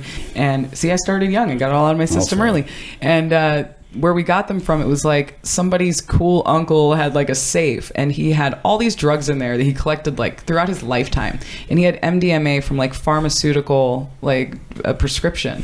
I want to say this guy was a doctor. Uncle Brad. Yeah, right? Uncle Brad. God damn it. I've been bad. I had to get that in there. Dude. Yeah, so the first time I ever rolled, that was the real shit. But Yeah, I enjoy it too. I have the pure, I get if I do it too often, I'll get the effects or my stomach's full. But yeah, I mean, I really enjoy it to this day. I go to an all-black nightclub or whatever, only white guy there. Yes. It's great. I mean, you're pretty tan. Yeah, that's true. You're darker than me. We're about the same. I'm high yellow. This is nothing. You're a little more compared to red. what I usually am. I've seen pictures. Yeah, for sure. For sure, dude. Have you ever been to Aftermath? No, what is it? What? We should totally fucking go to Aftermath. Aftermath. Oh, shit. Okay, so we all went out to the strip club one night, me and all my buddies from the Kava bar, and I was like, I want to go out dancing, like, because you can't dance at the strip club. It's kind of rude, right, to be a girl dancing, and the strippers are trying to make money.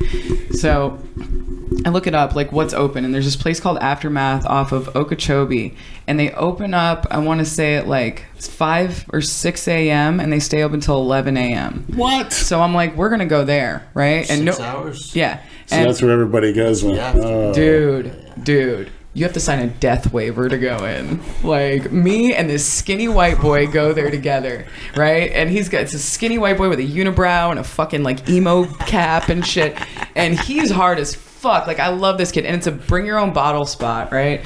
So we get there, it's $20 to get in. They take your ID, they do not give it back, and you have to sign a fucking waiver saying that anything that happens to you inside this bar, they're not liable. Yeah, that they're not liable. And you go in, and it's like all the strippers and drug dealers and shit. And like, I'm not saying they all are. I'm sure there's some nice people there. But the manager comes up to me, and he's like, if you want to dance here, you can make some money. I'm like, I know, I see the polls or whatever. And he's like, and we have a room in the back if you need it. Did you ever dance? No, I never danced. I respect strippers a lot, but I'm not a hustler. I would end up sitting at the bar talking to the same old man every day for hours, making like $20. I am no hustler, dude. I respect strippers a lot, though. I think what they do is pretty So dope. is the club generally mostly black? Yeah, that's why I asked if you'd been. It's majority I'd black. probably check it out. Where is it? That's Okeechobee somewhere. If you Google it, it'll come up. We should definitely fucking go some night, dude. I've heard stories. Yeah, some morning. I've heard stories, man. Actually, what made me want to go is a friend of mine, I guess, used to own it at some point, and it was called something else. And I'm like, now I have to go. And I went over there. There was like a midget stripper. There was just some deaf guy trying to sell me cocaine and like hit on me. It was the weirdest thing. And he had like a translator. Probably, dude. I wasn't like lifting up skirts, but I wouldn't be surprised if you ask the right guy, they will find you one. I'm sure. There you go. Same Doesn't thing. matter. Yeah. Actually, it's better if it's a penis because you get some protein. Ooh. I think there's 8 grams per. 8 average. grams per average load? Right. I never heard that. Did you heard that? Dale Chance never heard it either. That's why he's so small. Who? Lenny, Hear that, Dale? Did you read about that Kellen Winslow Jr. just got That's convicted of bizarre. Yeah, but did you read all of the stuff his ex-teammates and coaches are now saying about him?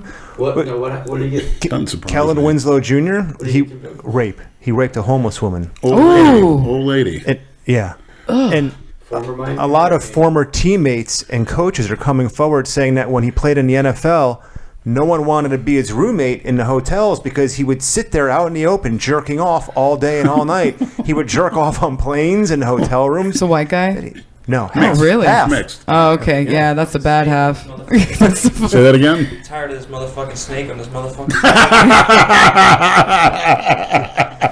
snakes on a plane. Snakes on a plane. Oh my God, that's crazy. It was on SI.com. It was a whole piece about him. Even at the University of Miami, any Really people coming bizarre. forward from U of M? What's that? Anybody from Miami coming forward? No, it's from, what did he play on, the Bengals? Bengals or Browns? Browns. It was Oh, former shit. Browns I think it was teammates. for the Giants. No. It's not. No, He bounced around. I think he ended up the Jets, right? I think he finished his career on the Yeah. Jets. Jets or Tampa. One of them.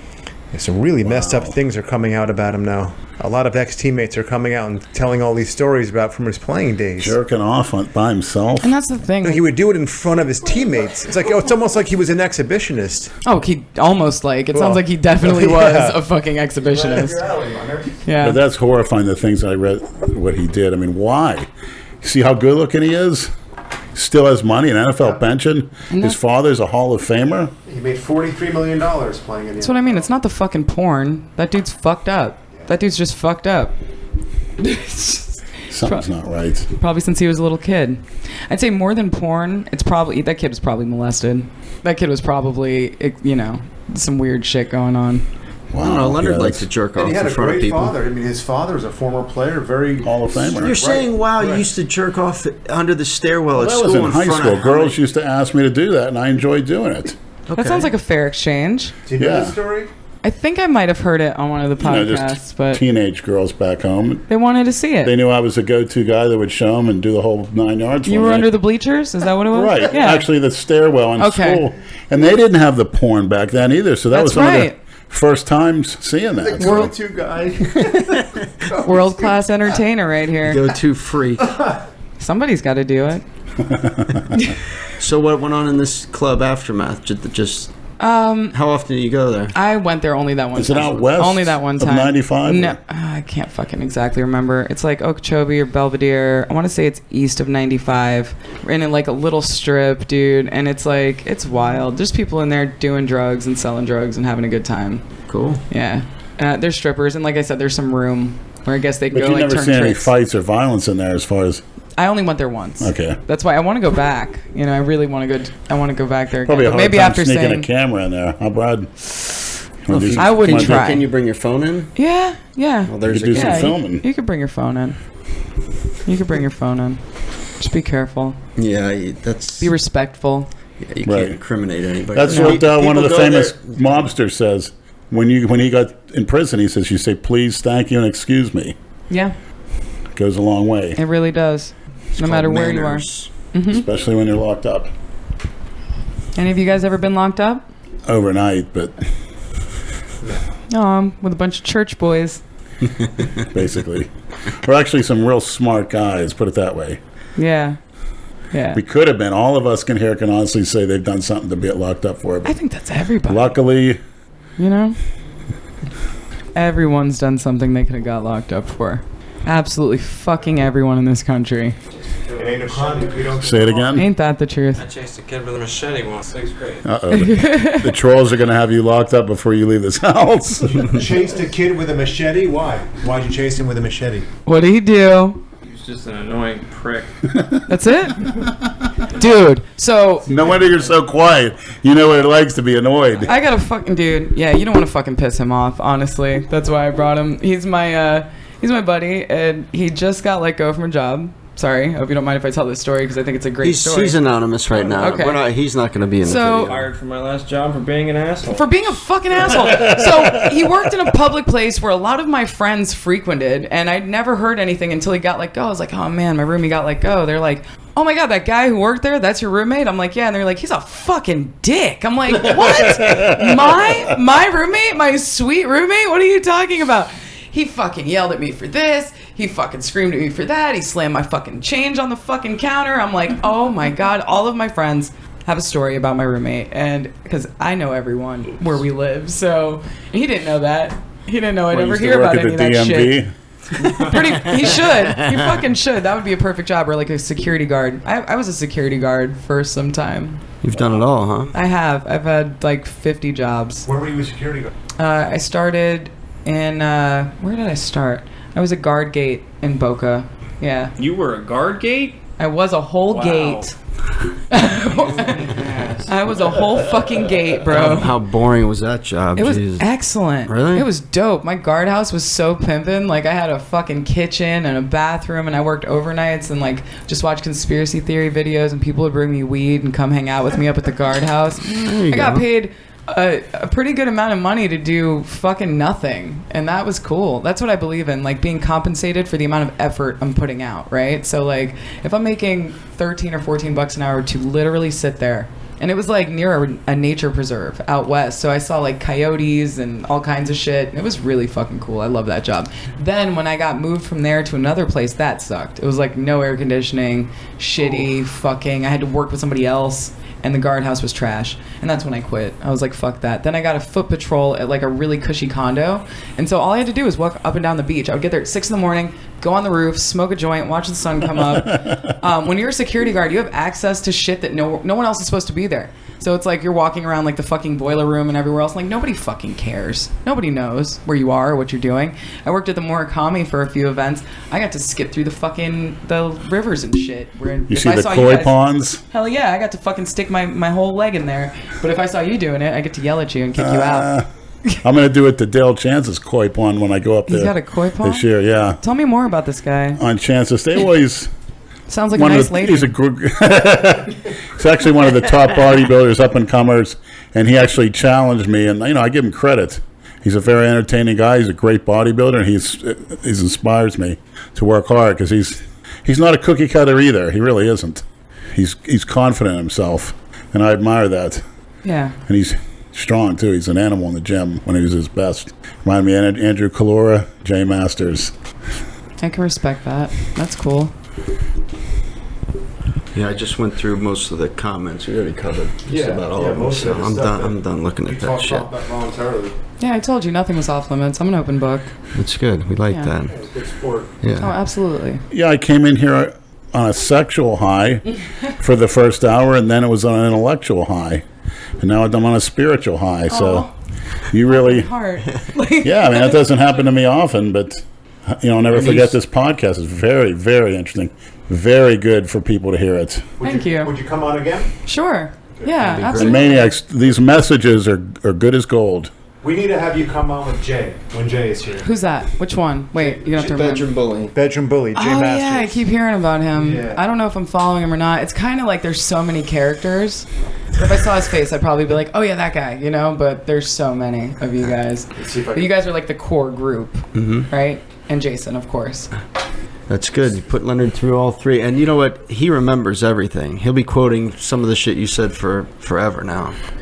Speaking of the core group of misfits, Brad and I both got DMs from someone. I don't remember what his username is on Instagram. It was brought to our attention that Mr. Miyagi, Lenny, you remember him from the Old World Gym? Yeah. Apparently he passed away. Oh my goodness. Yeah, Chuck, the cat abandoner, Oh, my God. is friends with is in touch with his son. And his son lives in California, and Mr. Miyagi was over in Thailand, and he died in Thailand. Yeah, I just saw him 2 months ago when I was waiting at the bus stop. He was went to always at the Planet restaurant. Fitness. His restaurant's right behind the I haven't bus stop. seen him there, but I saw him about 2 months ago. Sorry to hear of his passing. He was in great shape. Good sport. His words will live on forever. Eat good, sleep good, fuck good. Am I right? That's right. Best advice. And he was a real character off camera. I had some conversations with him. He was a funny guy. He was just Guy that thought great you'd be lived to be personality. 120. He was fantastic shape Yeah. as well. In the gym every morning at the Old World Gym, train hard, real character. But I mean, this isn't confirmed, but you know, we did hear it from what we believe is a reliable source. So sad news. And Saul's still alive and kicking. That Yeah, fuck. he'll outlive all of us, maybe. I'd like to thank Bio Research Liquids for peptizing all their chems. Also, New World Nutritionals, Chance Apparel, and Book Cameo have a Father's Day special. So if you haven't done it, check into it. It's a lot of fun, and they last forever. Yeah. To give the fathers some behavioral modifications. And if you haven't seen your father in a while, maniacs, go out and just say, hey, happy Father's Day, or say, I miss you. No matter what, and I attempt to do it with my father. No matter what happened in the past, just say it. I highly recommend it. Do you try to contact him on Father's Day? I'm going to. Good. Now that You have his contact? No, ask my mother or brother. My brother probably has it. Does your brother speak to him? He's been going up. So my brother won't fly, but he's one of those. yeah. So Yeah, we also opened a package that we got from Finland today. All the way from Finland. Sent Richard some shirts, Andrew a shirt, me a shirt, Lenny some shirts. cat shirt is great. From hey, what a week! Paulie in Finland. Thanks, man. What a week for the Misfits. So we resolved major issues. We communicated. Back on Jason track. was on the Dave Palumbo show. Cynthia finally made it. Learned a few things, and the week's not over. That's good. That's what scares me. What the fuck's gonna happen next this week? The way it started. Hopefully, we're doing some filming tomorrow with some maniacs. Going to come and train with us. Yeah, I'm off tomorrow. Great. So when you guys, if you're all gonna meet up, let me know. What's a good time for you? Probably same time, It won't. 4 or 5. Like I was About telling. 5. Okay. 4. Like I was telling Andrew on Fridays, Delray. Any gym really. Fridays in the afternoon isn't as busy as it normally is. Yeah, I almost lost it, when you got people doing spending 45 minutes on a power rack, all these bags around and wraps, and that's got to stop.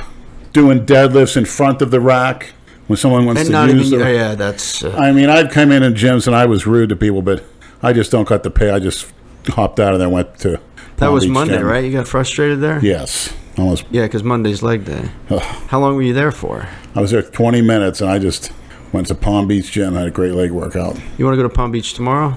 Well, our ban is lifted, by the way. I spoke to Connor and Koth Andrew. If you want They to, said- but I don't they want said- anybody, I don't want the maniacs having to pay a fee or you guys or anything like that.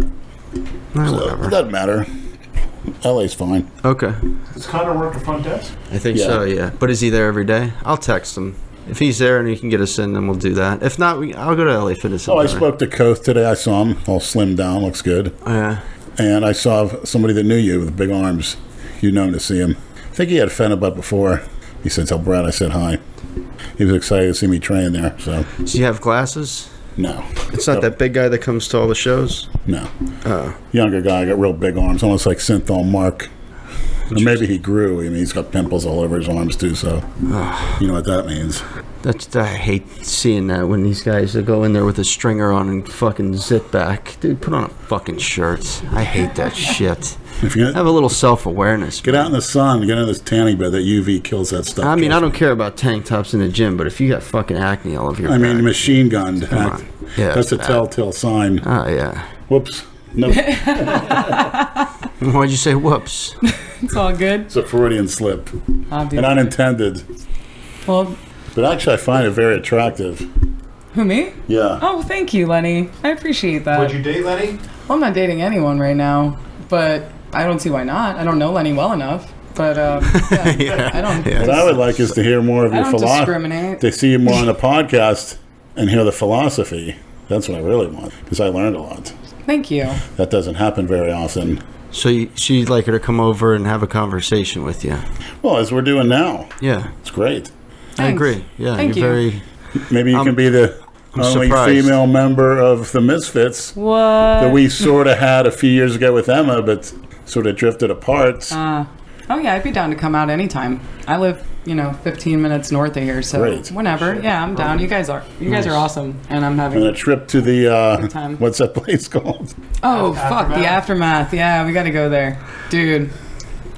I just see like a slow-mo entrance. You're wearing like bejeweled like sunglasses. Oh, Jesus You've Christ. got on like a fucking trench coat. And some What I'm Doc worried about is Martens. the you-know-whats are have RID because Lenny's wearing a they're getting tutu. into the identity theft.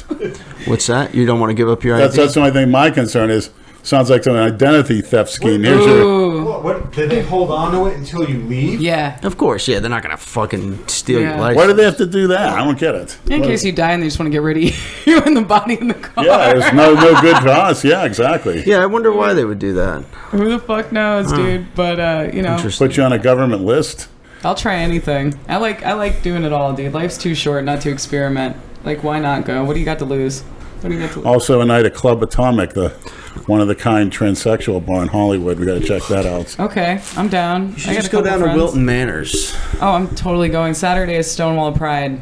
You're kidding. Oh, no, I love Wilton. I go there every year for Halloween. They take their costumes fucking seriously. I have a lot of respect. When I was little, I wanted to be a drag queen when I grew up. Do you remember that movie with John Leguizamo, Wesley Snipes, and... If you're Wong Fu, whatever. Yeah. Thank you to Wong Fu. That was my shit when I was a little girl. My mom's like, you can't be a drag queen. I'm like, why not? It was so heartbreaking, like crushed my dreams. So that's actually something I always wanted to So do. this I is the love official respect. Stonewall anniversary this Friday? Saturday. Yeah. Did you know the Seattle Times have changed? The New York Post had an article in their Yeah. paper the day after that happened. And you know what it said? Homo nest raided by NYPD Fuck. and the queen bees are stinging mad. Damn could, right. could you imagine that being in Damn the right. Post these days? Homo nest. crazy. Not a chance. No, Yeah. Homo nest. That's Why do crazy. you remember this shit? It's great. It's Marsha P. Johnson, baby. She's the one. She was a trans black woman. She not was my there. She type. threw- I've seen her, but Yeah, she threw the first brick Yeah. at the cops. They were badass, man. They were like, the wait a queen second. bees are stinging mad. There's more of us than there are of them. Fuck them pigs up. Those editors would never work again in these streets. No, but that Not was today. accepted. No, Nah, absolutely not today. I think that was late 60s, if I'm not mistaken. People are too fucking sensitive right now. Oh, I mean, it's- it's just like, who fucking cares what people say? And censorship is the fucking devil. Yeah, like, it's let happening. people talk. Because if you don't let people expose themselves outright, they're gonna expose themselves in sneakier ways that'll fuck up your life more. So like, just let people be shitty, and then you're like, oh wow, that person's shitty, and I can actively avoid that person or that situation or Right, not give yeah. them my money. That's like, it. fuck. Why would I tell people to stop talking? Cynthia, is any of the negative comments that you've gotten so far, has it bothered you at all? No, Well, that's great. You're the first on that, I would no, say, not at all. as And far as a female. everybody's been pretty cool. It's, you know what it is like if somebody's gonna take shit and like look for my friends and send them things, like fuck that, and fuck anyone who goes that far. Like, Or fucking with your livelihood, your I can job, handle your it, family, and that's pretty much why I work for myself. No one can take my job from me, you know what I mean? And I don't keep like what I do for work. I don't really directly put it out there, and if I do, it's something where they already know, and it's not going to affect me. Like, I go dance at fetish parties. They don't give a shit, you know? That's one of my side gigs. I love doing that. Nice. I worked a really cool fetish party last month. You would have liked that. I brought my redneck friend from Washington. He just moved here. He's never... Man, he's so fucking brand new, like fresh out of the woods. And he's adorable. And so we go down to this fetish party, and like he's wearing like a red t-shirt and Wranglers, and he's chewing fucking dip. And Sounds like Dale Chance. and we walk in, and everybody's wearing fucking leather and chains and platforms, and there's just like this girl getting spanked on the way in, and then there's like these two chicks sitting on these two dudes like fucking tables and just having a chit chat, and like it was awesome. I love go-go dancing and emceeing at those events. That's Cynthia, don't you think Brad would make the perfect leather daddy? yes, yes, absolutely. I knew I met her I before. would like to walk you on a leash. Woo! You're gonna walk Leonard The on a assless leash. chaps. I could walk all three of crotchless. you. He's projecting his fantasy. Yeah, Brad's got some muscle under there. So I've heard you're not short. People always say you're short. You're not I short. say he has a big head. I don't see it. No, I have a big head, but I have a lot of hair. Cover it all up. I have a huge fucking head. If I lose too much weight, I look like an Olsen twin. Oh my god. It's, the camera angles, whatever. I don't give a fuck anyway. It doesn't matter. You know what I'd like to see you do, Cynthia? What? On the outside of your outfit, say at that club in West Palm, wear a big, huge strap on. That would be so dope. You would look so cool. I think so. For a fashion statement. And Did you bring it? Weren't you going to bring it? I just haven't made the investment in like a good strap on in a long time. Yeah, we got to get one. Yeah, let's go to the Hear store. that, maniacs? They'll send a good one. Yeah. They sent you a dildo. It wasn't a strap on, though. I want a pink one with a blue harness. Didn't we get one a few weeks ago? Yeah. Yeah. Yeah, big, real 18-inch. Jet black I double-headed. had it right here on the table. What happened? It's been in use. It actually has a suction on the bottom. It sticks on Right. It's been in use? Yeah. Oh, for fuck's sake. Oh, I mean, I got beat with it. Really? I've been beaten with it before, yeah. by who? Who beat you with One it? of the girls. She's Didn't my bat an hero. eye, Yeah, didn't bat an eye. Was that What one a legend. from Paradise? Yeah, beat me on the back, chest, arm. He gets a different one every fucking week. Do they work there, or do they show up and do this for fun? No, once the girls start drinking, it's like, Okay, so I wouldn't get paid because I'm looking for another job. 9 isn't I enough. say that a perfect thing for you is a dominatrix. I think you make a kill. Yeah, I think so too. It's Yeah. something I would like to get into. I mean, I think you get 500,000 a session. You can't touch it. 500,000 a session. 500 to 1,000. You call the shots. That's about right. I'm a mommy dumb.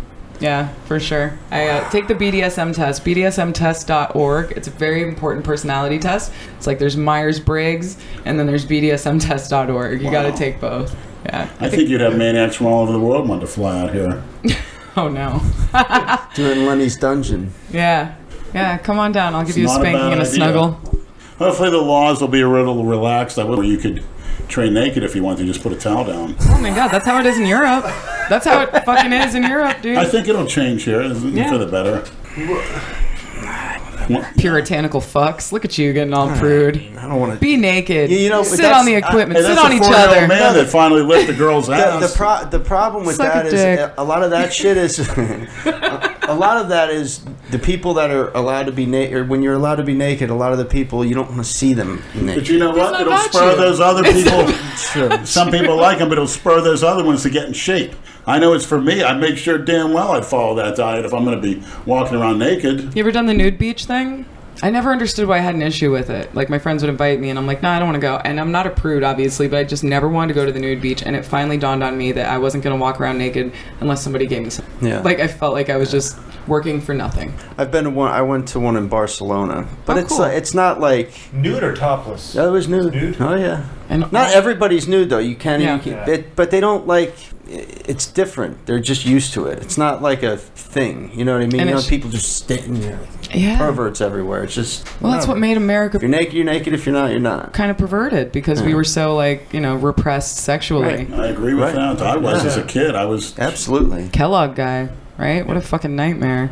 That's why everybody has mutilated dicks now. I hate that guy. Should just who's cut, who's not? Are you guys all circumcised? I'm so sorry for your loss.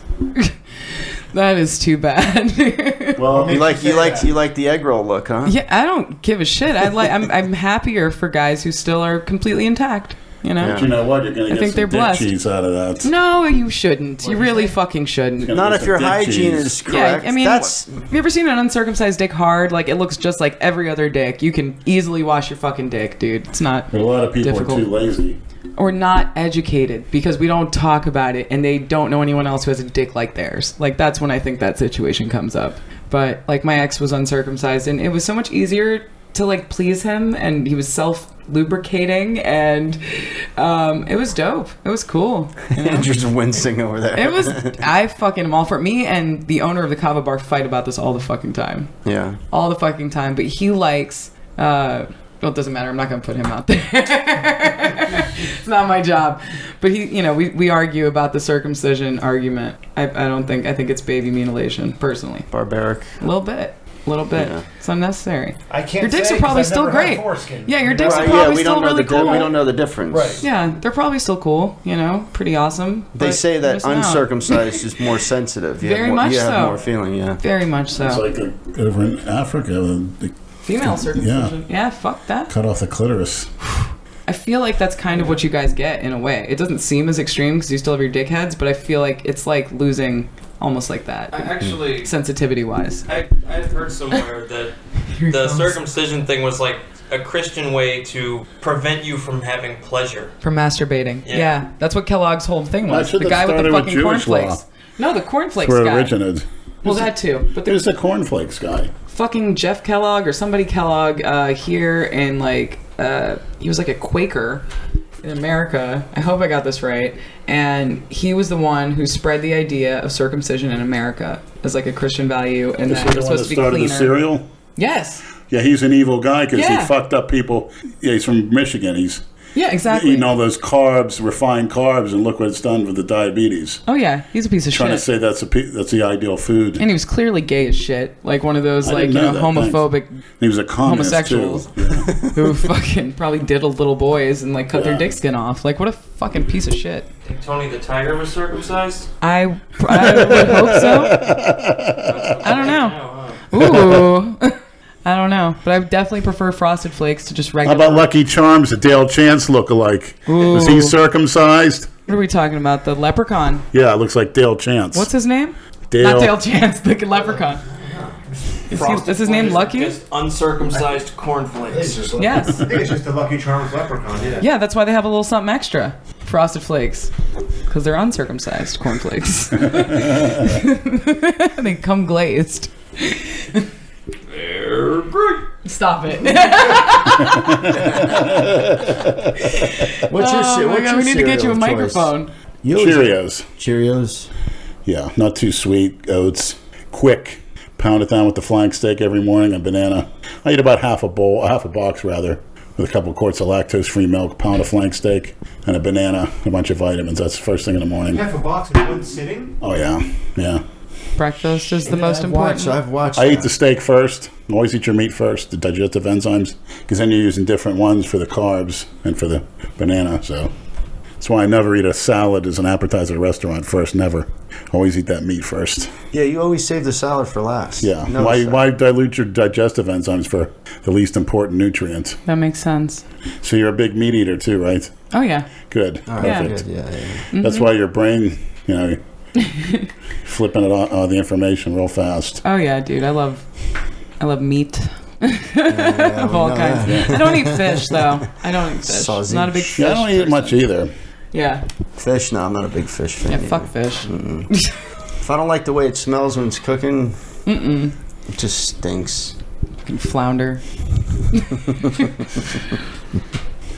What about you, Lenny? You don't eat fish?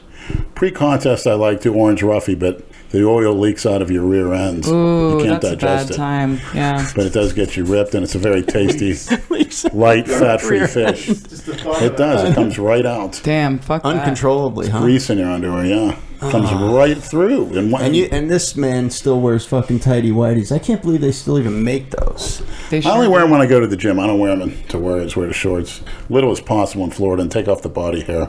Yeah, it's So always sleep naked. That's another health tip. Always. I've heard that. I don't know what the benefit is, but I have heard that. Circulation. Anything around your body is not good. True. I could see that. Getting enough oxygen to your skin. Yeah, I hate even like a big T-shirt. You like roll around and it starts to like strangle you and Yeah. shit. And you have to like yeah, wake it's up. very Yeah, fuck uncomfortable. that. I can't. Right, I don't even sleep like naked. sheets. I don't even like sheets on me. Wow, just naked, sprawled out in the middle of the No, bed. not naked. I wear. Okay, loincloth. Yeah. That's a place I'd like to sit and have a party. Like, let's talk. Let's go. I tell you what, they wouldn't turn you down. I'll talk to anyone. I fucking love people. I That's really good. do. Yeah. Very open mind. That's good. Andrew was telling me about that. Oh. About you, yeah. Dope. Like, Thanks. yeah, she's a real cool chick. What did you think of Thank you. Adam Harper that time we did the video with Jason? Oh, he's so adorable. Speaking of leprechauns, right? He's got such a happy-go-lucky, like, I meant that with nothing but love. Like, I just thought it'd be kind He of gets funny. his finger ripped off, laughs about it. Oh, Yeah, he's I like- was breaking his Thumb. He's like so happy. Yeah, he's a very positive guy. He's such he a is. nice guy to be around. Yeah, I liked him. He was cool. Yeah, he's good, funny. dude. Yeah. He's quick. Yeah. Everyone was Dope. saying they thought there was sexual tension between the two of you in those videos. Oh, that was Shot. so funny. Yeah. Yeah, people DM'd me about that. Asked if there was something going on. I'm like, he's fucking married. Like, it's all for fun. Like, we're just having a good time, dude. You know? He's always a great sport. Yeah. Yeah, he is. He Anything is. that we do. Yeah. Yeah. No, my attention was 100% on Jason. For sure. No, really. I just wanted to be supportive and like be there for him and let him know that a chick could care about him and it's not like a foreign fucking concept. Yeah, there's the stages of Jason though. You ain't kidding. That fucking last thing, that fucking video, dude, I walked in the Kava bar and my friend was like, what's going on? Because my friend works at Delray and Jason started frequenting there. And like, he was like, what's going on with Jason and you? I'm like, I don't know. I've been busy dealing with a bunch of shit. I had to take a bunch of shit from a dead woman's house, move it into storage. It's been a fucking nightmare. And Jason knew all this. I was like, I can't really talk right now. I have to handle all this fucking nonsense right now. Then my mom went in the hospital. He doesn't give a shit. But he pretends like he knows. He pretends like he fucking understands what you're saying when you're talking to him. But then he turns around. I mean, I think he has the most severe ADD I've ever seen and OCD. So I could see that his attention span is like that of a brain dead goldfish. No offense to Jason. That's just what it is. So he can know something in 1 second and the next second it's gone and it's something else. And I just did not, and like I said, it wasn't that he's too difficult. I just didn't have the time or the energy to play that back and forth right then. Because usually I could. Yeah, but I'm getting old too. So I mean, when I was younger, I would have tried doing it for 10 years and exactly. Oh, you should have met my boss. You should have met my fucking boss. She was an isolated woman because nobody would put up with her shit. So I totally fucking get it. She was a fucking nightmare. I had a Facebook.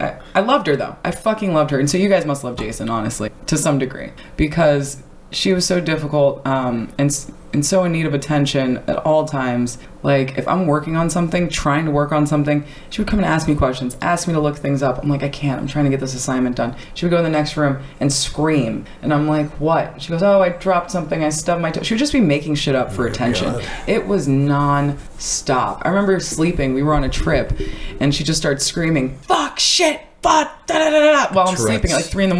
No, it wasn't Tourette's. It was that she was lonely and she was awake and she needed me to wake up. She needed attention. She was like, I can't find my glasses. I'm like, dude. So after a few times of that happening, when she would do that, I would get up and walk out of the room and go smoke and just not even deal with her. Yeah. You know, she was completely.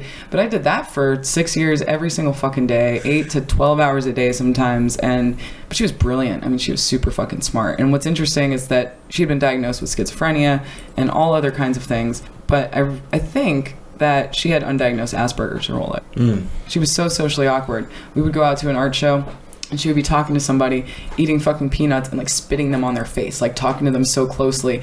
And I've had people pull me aside and be like, that's a fucking Jason. I know. So for me, and you know, Jason was very familiar territory for me, just to say it like that, you know, but I just think emotionally I'm exhausted right now. Yeah. Just couldn't do it. And what he said, she would have never said something like that. Yeah, I actually, when I was filming when he said all that shit, I felt bad. I was like, it's fucking rough. I couldn't believe he posted all that shit either. Because I told him, I'm like, dude, I don't know that's if you what it was. He fucking posted it. He could have. It's one thing to say it. Yeah. Yeah, that's why I was so fucking angry, because there was absolutely no need for that. Because he edits all his own videos and shit. I know. That's what really did it for me. It was like, you could have said it and been talking shit, but I know he's not so fucking stupid that he doesn't know better. He does know better that was super fucked up.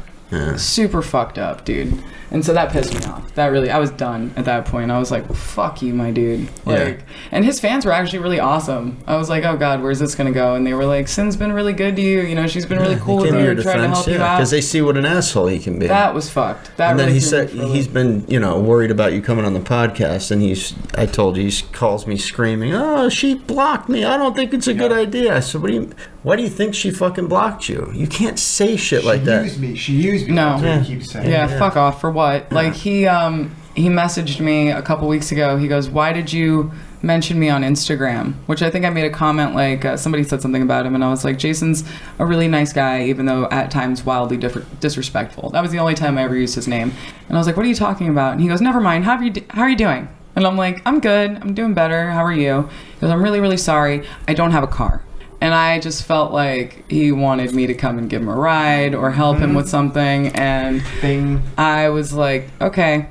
And then he kept texting me, what are you doing tonight? What are you doing this? I had somewhere to go. I had something to do. So I did. I put him on, like, do not disturb, like, permanently. And then I should have taken it off after a couple days. But I was like, you know what? The sound of silence is pretty fucking nice right now. Yeah. I have shit to work on. Because once you open up that line of communication with portal him, to hell. He's relentless. He really is. Until he gets what he wants. Yeah. You know? Yeah. You just got to know how to put him in his place. Like, we know by now how we can cut him, like, you know, stop him from his bullshit. I think we can be friends at some point, but the whole like me trying to help his channel out with the whole like dating stuff, like I'm not doing that for him anymore. We had this fucking plan that was so amazing, so fucking amazing, where he was, I don't know if he told you guys about this, but he was going to propose to me and we were going to get fake engaged for the channel. Of course not. No, I told him I couldn't do it for like legal purposes and stuff. Good but for you. like I'm so committed to like his nonsense and like making his shit like blow up and do well.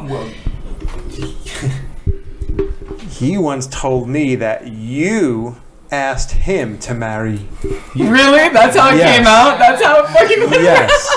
He knows how to play both sides like that. See, I feel like Unless he his- just forgets. unless I feel his- like he just misinterprets shit sometimes. Or his Really? brain No? just scrambled it, but Yeah. he told me that I you asked asked him him to marry him. That's hilarious. Asked him to marry him? That sounds more right. You asked I know him what to you get mean. married, yeah. I know what you mean. No. But we were going to plot this whole thing. What was it for? Oh, it was after the unsubbing, the mass unsubbing. I was like, yo, let's get engaged this week. And then he wanted to do this whole Star Wars themed series where like we would have like we were going to set up like a fake wedding behind the Kava bar. Could have been like the Star Wars Zack, costumes. like the Zack and Mira make a porno. I fucking love that movie. I just watched it like 2 weeks ago. What a great movie, by the way. Shout out to that whole team. Seth Rogen is super bonable, right? I love a dorky Jewish guy. They're like my favorite. Yeah, he's funny. Speaking of which, I mean, that makes sense now, right? So, Freudian slip. So, we were going to do a whole fake wedding behind the Kava bar, and then, like, we were going to do this, like, weekly update for a year. And then at the end, just like in the movie, he was going to kill me when I was pregnant. Like, it was like, kill me off the show. I thought it was absolutely brilliant. I'm like, if we could pull this off, this would be fucking great, right? But we just didn't end up doing it. And then with his comment, because I might have stuck to it, I might have done it later. I have friends who could have made that happen. His attention span would never last a year, much less a fucking minute. Are you kidding me? He With calls that me every shit. fucking day. I could probably get whatever. I could make something happen. It would have been fun. It would have been fun. Scripted shit looks so bad with him. He just... Well, he can't stick to the script. Doesn't everything look bad? Like, how does anyone know whether or not it's scripted? Comedically, Jason's always at his best when it's completely unscripted, unplanned, just extemporaneous. You have no idea what's going to happen. Yeah. That's when Jason shines comedically. That's when he's always been a comedic genius. True. Without even trying and having to plan or rehearse anything. And as soon as he tries to script it, plan it, rehearse it, it just all goes to shit. Oh, he swears he can read. He says the funniest shit off camera. Correct. Yeah. And then you're like, Yeah. Jason, stop, wait, let me start filming. And you'll start filming, and it's gone. The magic moment has vanished. I think that happens to everyone. I think that definitely, there's something about that. When the camera starts rolling that you just lose it. If you really want to capture the funniest shit with Jason, you'd secretly film him. You Yeah. film him without him knowing he's being filmed, but you can't. You know, Yeah. we don't do that. Yeah, Then you'd get the best shit on. no doubt. One of my Same with favorite Leonard. scenes from Jason's days with Koth Adam was the Janoy water bottle scene. Dude, that was amazing. I loved I didn't watching see that. it. What? Did you see it? In the garage, and he hands him a water I bottle. don't and watch he's a lot like, of the shit because we're you living in it. Yeah, I know what you don't- mean. I had to do my research. I went back and I read some stuff, and he hands Jason this water bottle, and he's like, sign it for a fan, and he writes Janoy Cresva on it, and that's how he got that nickname. And he was just giving him so much shit about it, and then chasing him around, like, looking in his wallet for receipts. Like, I thought that was a great era. That's an era everybody yeah, it talks was. about. It It was really great. is. It's a very, very good time. I think I just heard the other day that, Lenny, is your birthday coming up? No, not birthdays, but actually, You don't have birthdays? chronologically, it was April 27th. Oh, okay. But I'm 18 forever. Okay. Oh, dope. Yeah, I like that. It works. All right. Well, I got some misinformation. Somebody told June 21st. Is that anyone else's? Probably Christina. When is Christina's? Did it pass? I thought it was June. No, hers was a while ago. I remember that. Yeah, It wasn't too long after mine. she's been a tough one. I think the trolls have made it a little. Ooh, There go my eardrums. oh no. We have some upgrading we need to work on. Yeah, we'll get some next. We definitely have to. Yeah, that soundboard looks older than me. It was like in my 5th grade class. We got it. I don't What think was it, a year and a half ago or something? Yeah. Really? The soundboard. It's is the fun. color. It's the color combination of it. It's the connections where these wires plug into the microphone. Some, True. They're loose. True. If these were mic stands, they would never have all this moving around and shit, you know? Right. And I think all the holding them and moving them around makes them... Makes sense. We'll work on this. Eventually. Oh man. Poor baby. Yeah, someone's mic is. I don't know whose it is. So now there's two of them that are fucked up. No. Wonderful. You guys gonna come to the Kava Bar tonight? No. Shit, it's almost my bedtime. Fucking weenie boys. Next time. Weenie boys. That's funny. There's a fucking little Italian guy that I work with from Brooklyn. That's what he calls people. Really? Hey, weenie boy. Hey, weenie boy. That's fucking funny. Fuck yeah. Sometime. I'll have to get you over there, try some real kratom. And I'd like to prepare Which one are you going to pot tonight? of tea. The one in Delray? Should I say? Oh, this isn't going up right now, right? No. Yeah, I'll go to the one in Delray. Where do you but you're normally in... I go to all of them. Where I go to all are of they? them. I only know the one in Delray. Yeah. They're all over, dude. They There's- say that club that you mentioned earlier has one too, downtown Delray. Yeah. That is downtown, by the way. Breathe. Yeah. That's Oh, your new shit. spot. Yeah, there's a bunch, dude. I go to every kava bar. In fact, I just got a part-time job at one kava bar that shall remain nameless. So you're there daily, pretty much every day? Going to the yeah, pretty much. I used to go there a lot more. I'm trying to kind of fall back a little bit because I want to start this party promoting business. So I'm focused on that right now. Cool. And yeah, that stuff I just didn't. The taste, it's not for me. But What? you can make it to where it tastes decent. you just kind of get used to it, you know? You get your nuts out of your throat and you fucking chug it like a man. Like, 40 slip there. how was it the first time that you tried alcohol? It tastes like shit, right? The first time you had a beer, it tastes like shit. Like, nobody was like, oh, this is fucking delicious, you know? Like, THB, horrible. THB just tastes like salt water. I mean, it's... well, that's the thing. So it's not for the taste; it's for the effect. But I think what fucks people up is it has a reverse tolerance, so you need really large doses in the beginning to achieve any effect, and then over time you need less and less to achieve the same effect. So, and it's not like a selling tactic; it's just the truth. But once you get that reverse tolerance built up, you spend less money to achieve the same effect. You're relaxed, you feel good, and that's the point. What other drug does that? Nothing. I think they're pretty That you have to spend more in the beginning, but that's why they make you special shells. They make you special ones that. How much do you have to drink? So an Ed shell, if it was broken down into singles, it would be a $30 drink, but they give it to you for $10. So it's actually not a bad deal. How much do you have to drink in the beginning depends on your weight. Depends on your weight and just your body type. It's very like adaptogen. So it affects different people differently. Some people it'll completely relax you. Other people it'll kind of give you a mild anxiety. It depends on the person. Some people drink it and they can't fall asleep. Other people have the best sleep of their night or of their life. Rachel Ray just did an article on the Kava Sutra up in New York, which I am so fucking, because she like gave it a 5-star review. They got into trouble, huge trouble, like a year ago. What were they? Yeah, weren't they making it a schedule? Some was it Kava or the Kratom. Okay. They tried to, but there's really the only reason that they're going after Kratom. And I talked to a pain doctor about this because Kratom has been a game changer for me. They were like prescription drugs. Well, no, there's people. Well, number one, yeah, they want to patent the alkaloids and make prescription drugs and sell it back to us in a form that will kill us all. Or the shit at the gas stations, like the fake Kratom has been tested positive for synthetic amphetamines and synthetic opiates. So it fucks it up for everybody. Yeah. You got to source your shit properly. That's why I go to the kava bars, because at least the ones I know, they source their shit well. And I'm just getting Kratom leaf. I'm not getting... I tried some shit from a head shop once and my legs were all wobbly like SpongeBob. Like I felt fucking weird. I was crying. I'm like, what the fuck is this? Like it was horrible. Wow. And that brand, I looked it up and they had tested positive for synthetic methadone, like some black market shit. And I was like, well, fuck, this is why they want to make Kratom illegal. At least regulate the shit. Yeah. But don't make it illegal, you know? But the kava bar itself got into a lot of trouble. About a year ago, someone who shall remain nameless had the fucking Instagram and posted tonight's ladies night for real women only, must have testicles, must have ovaries, this, that, and the other.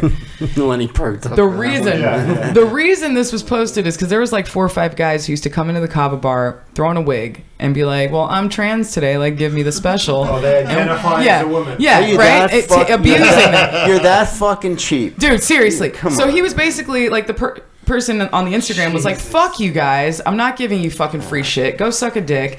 And somebody picked up on this and was like, that is severely transphobic and I'm offended. Fuck that this shit. went to That's the news. ridiculous. It went to local and national fucking news.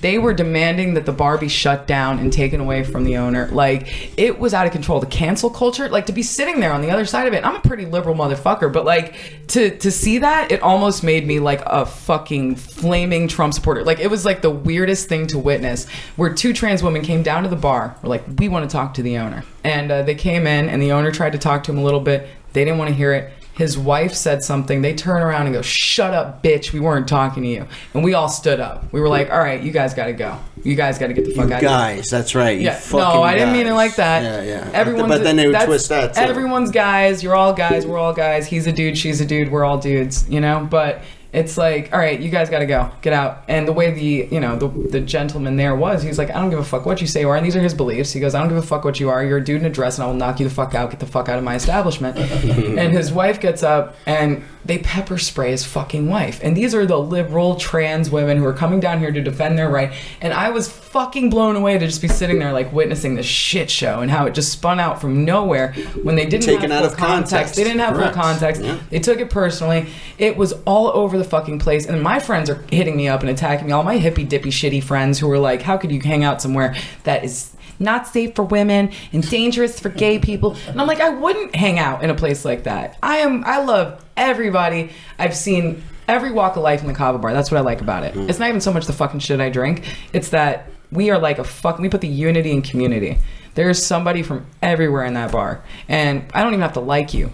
But I'll sit down and drink a fucking shell with you at the end of the night. And that's what makes us like a family. If you came running in the front door, if you're a regular, and you're like, "Somebody's fucking after me," we will all go out there and kick the shit out of that person, no questions asked. Even if you were wrong. Doesn't matter. Like, we're really, really a tight group. So, like, that's super Well, important it's to me. like what Andrew always says with shit that goes on online. Gather fact. Yeah, 100%. Yep. Before you know, Always. get your Everybody's- fucking facts straight. Everyone's so impulsive. Yeah. You know, especially on social media. Yeah, I remember earlier when you were talking, what you said was really, really well put. We were talking about Lou, was it? Yeah.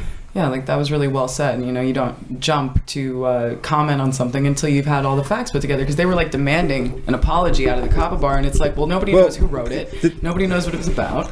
Right. The thing with Lou ended up being perception versus reality. The perception, including my own perception, is that he was being an asshole. And Yeah. he was saying things that he shouldn't have been saying, and he was being very inflammatory.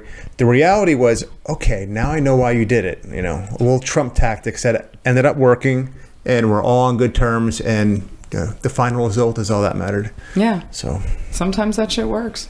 Whatever works, I said. That's why I didn't go ham online and post a response on Instagram. I shut the fuck up. I talked to the guys. I let this shit die down for a few days.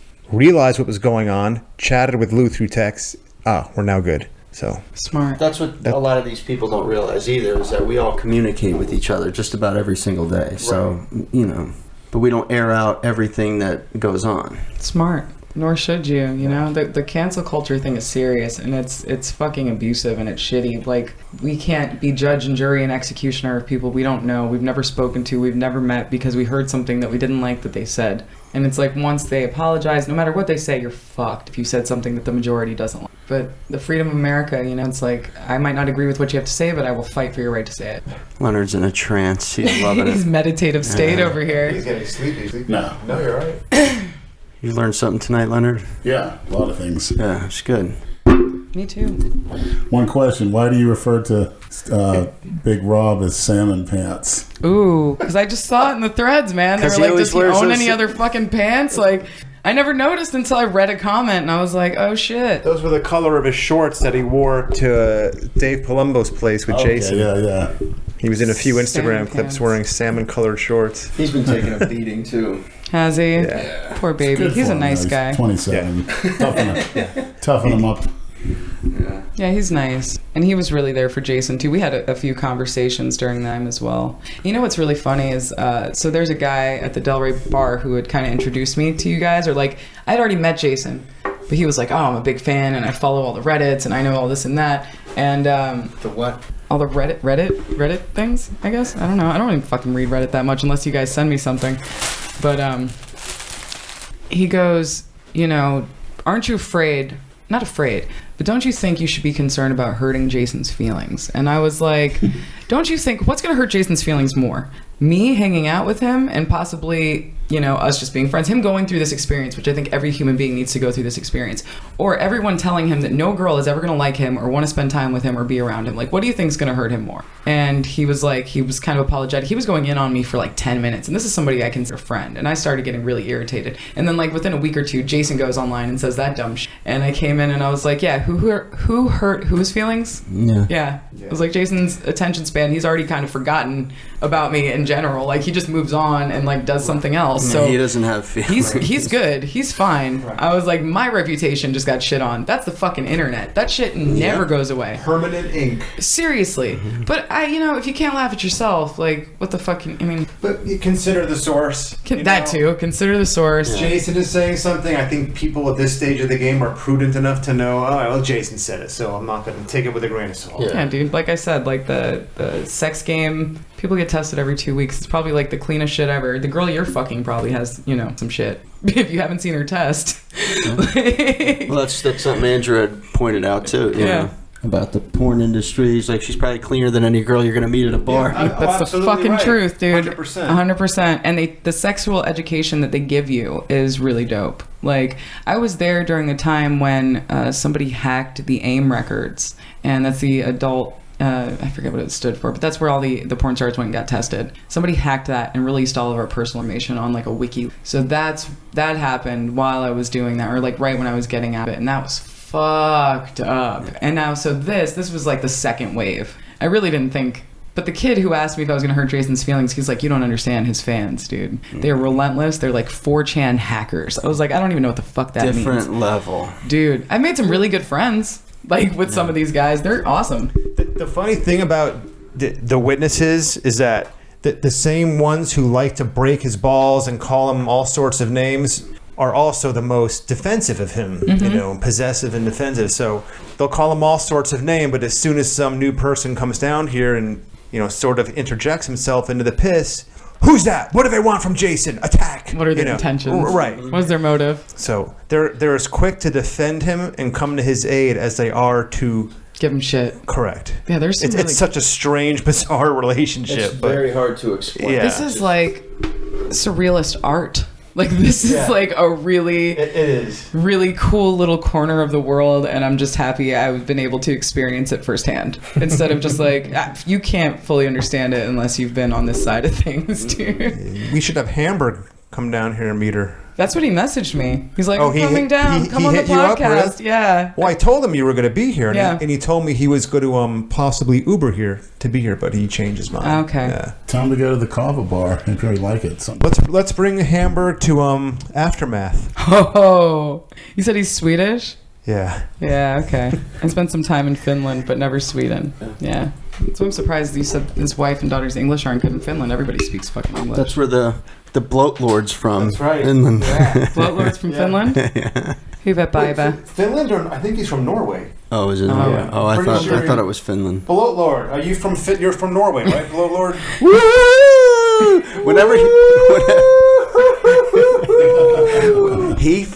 whenever he does that shit, I just crack up, man. Yeah. He is a fucking. I want him to loser. come here next, BLOATLORD. Come on out, BLOATLORD. He's the next one who has to fly over here. Yeah. This dude, I'm looking him up. Yeah, with his teeth sticking out. He's definitely following me. Yeah. The funniest fucking video the BLOATLORD ever did. Did you ever see it, Lenny, when he used a toy car and a toy ambulance to simulate Dale's car accident? It's the funniest. Did I ever show you that video? No, I didn't see it. It is the funniest fucking thing. I'll have to show you when we're done. He uses little toy cars. He goes, "Ooh, it's Del Chance riding along." He makes the two cars smash into each other. Fucking great. There's a lot of fucking very clever people, man. It's funny. Yeah. All the memes and shit. So I always say, man, we have the most original, hands down, viewership, fan base, whatever the hell you want to call it, bar none, out there. So what's the difference between, what separates like the maniacs from the piss troopers? As far as I'm concerned, Piss Troopers and Witnesses existed before the Delray Misfits did. Okay. You know, we came along end of 2013, beginning of 2014. It's like a Venn diagram thing where like some of it overlaps. Exactly. But they also have their own camps. Correct. Okay. So before we came along officially with, you know, the Delray Misfit YouTube channel, it was Piss Troopers and Witnesses, Genova's Witnesses. Yeah. Then it kind of morphed into Maniacs, Misfit Maniacs, and you can easily be both, but it depends what time you kind of came along on this whole thing. That's interesting. Yeah. That's really Learn interesting. something new every day in this piss. Damn right.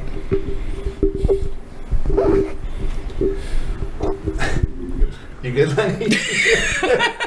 He looks like he's deep in thought.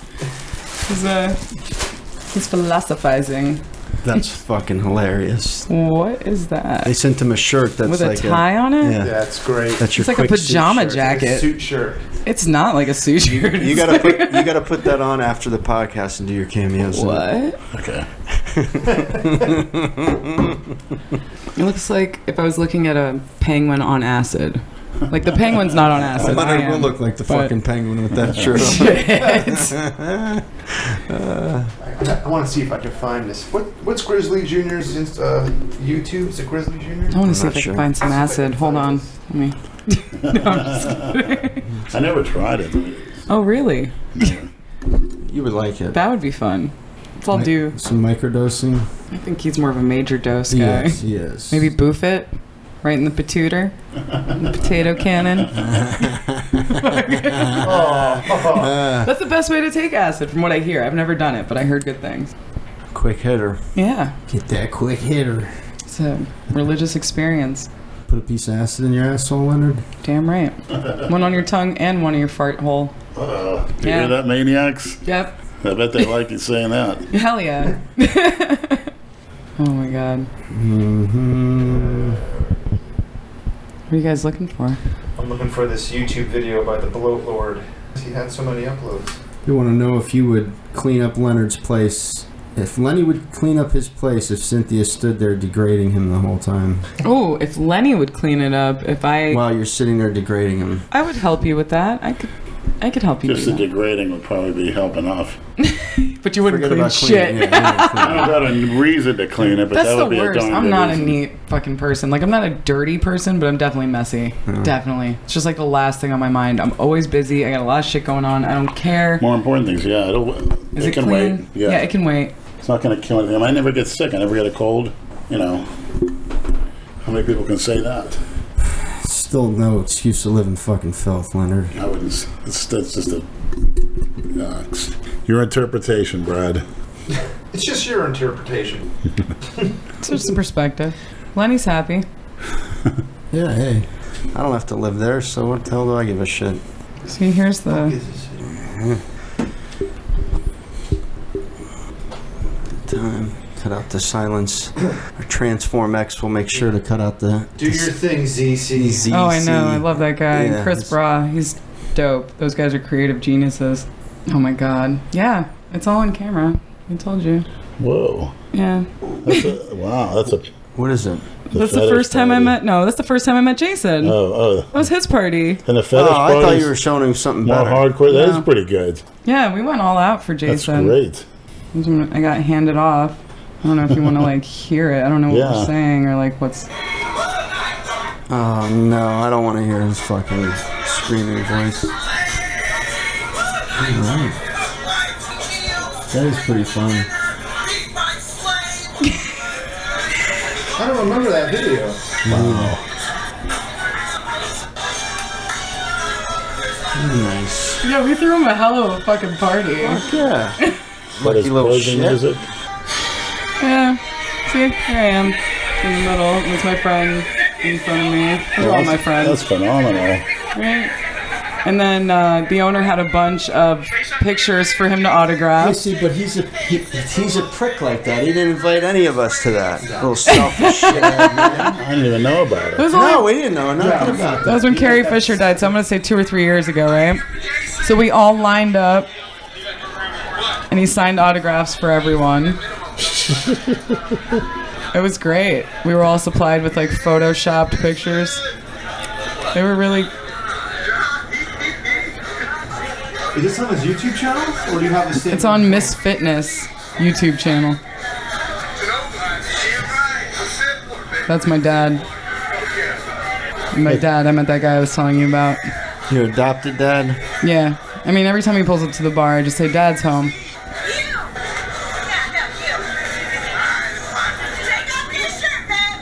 There you go, man.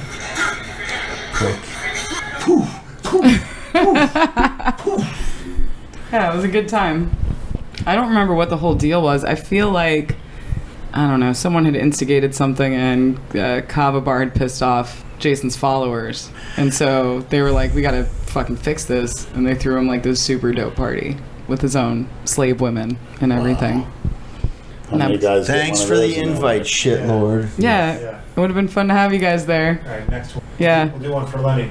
He doesn't invite you guys to anything, does he? Because every time I see him there, you guys, we've done a few things with Jason, and you guys have never been No, there. he wants you all. He wanted you all. To, I wasn't He even, didn't we want just us- started he didn't hanging out. want This was like any his of us fourth to meet appearance. you. This He was did like his not. fourth appearance.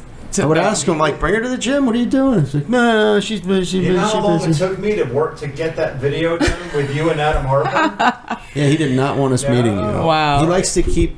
It's weird with him. He does that shit. Well, a he lot. thinks that like you guys would be the reason that somebody would stop hanging out with him, but it's not you guys, and it's not his fans. I mean, what he did, he made his own bed. He needs to lie in it for a bit. absolutely, absolutely. He's in the penalty box. Yeah, yeah, he's on the bench real quick. We've all put him there. The doghouse. But we'll make another cooking video one day, I'm sure.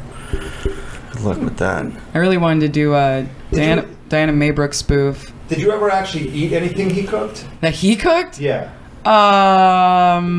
No, I cooked. Would you? No, I mean if I watched him make it, depends what it is. Depends what it is. Chicken. Well, he has that fucking like crock pot thing now, right? I mean, like it'll do it, right? If he sets it properly. You still might want to check it. I would still definitely check Yeah. it. And I don't think it was clean, you know, to begin with. So first I'd have to, I mean, there's no way that my hands would not be involved in something that I ate at that house. But they still troll the fuck out of Diana Brooke. Oh, do they? Oh, yeah. She sucks. Pay attention. to him. She did not. She didn't handle things very well, dude. No. And that's what makes me say it. She's probably a nice person. She's probably fine. She's probably cool and everything. She probably, I mean, she doesn't look like somebody I'd hang out with on purpose, but like her whole, I'm a very serious person and I take things very Get the seriously. fuck Like, over yourself. yeah, you seriously, like moron. fuck Right. off. Yeah. I saw her. Somebody sent me of her doing some where she's speaking and she's got some fucking weird lip thing that goes on while she speaks. Really? Yeah, shit like that annoys me. You know. Really? Yeah, I don't know. I'm worried. That's why I haven't watched that Bohemian Rhapsody movie because I don't think I could deal with the buck teeth the whole. No fucking time. shit. You Yeah, know, that's it's a phobia. That's a thing. I don't know not what it's phobia, called. just No, like it is. speech It impediments gives you and shit. anxiety. I don't know if it's Makes you anxiety uncomfortable. or just That's what it is. I'm telling you. irritation. I have a friend who can't be around anybody with any kind of physical anomaly. Oh, Just, I think we're the same friend. Almost everybody has 'Cause I have a friend like that. No, if he sees somebody in a wheelchair or anything like that, Correct. like he loses his fucking right. shit. Any deformity, like one of those little baby arms or whatever the hell it is, this Yeah. person can just nope. Like Or we're literally run away. Toe Yeah. thumbs. Oh no. Yeah, but basically, yeah, my friend's girlfriend has to like warn him, like, don't turn around, don't look, like just look at the ground, because it really fucking fucks with him. Like that, I can't stand the sound of chewing. Yeah, people chewing with their mouth open. Just if I can hear it, audible chewing, fucking disgusts me. I think Ah, Leonard didn't yeah, bring cute his food mouth. tonight. You got a pretty mouth. Maybe put this microphone in it.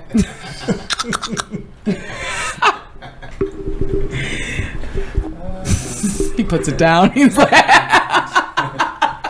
No, I was gonna tell a story at oh my god. at my job. This is years ago at my job. A member called me up, and during the whole phone conversation, No. she was chewing. I'd be like, finish your food and call me back. Well, I can't No. do that, unfortunately, but this time I did. I said, Mrs. So-and-so, why don't you finish whatever it is you're eating and then call me You back? said that? I did, because I couldn't take it. Oh, I'd just be like, And hey, I have another call. she complained about me. She went to the food and beverage director and started crying. I've never been so offended in my whole life. And Well, shit. And you like a fucking cow. he made me call her up and apologize. I'm like, Josh, don't do this to me. Don't make me call this woman up and apologize. He's like, you got to do it. Sometimes you gotta suck it up. Yeah, I did. Yeah. And I'm like, I'm really sorry about that. Fuck, man. I can't stand that. I also have a pregnancy phobia. I think that's another reason I really don't want kids. I think the whole thing seems just disgusting. Giving birth? Oof. Oh, I couldn't think of like a worse sentence. I have a lot of respect for women who do it. I just couldn't. Well, to me, the equivalent would be like pissing out a grape. Yeah. I mean, imagine a grape coming out of the head of your dick. Yeah. You know?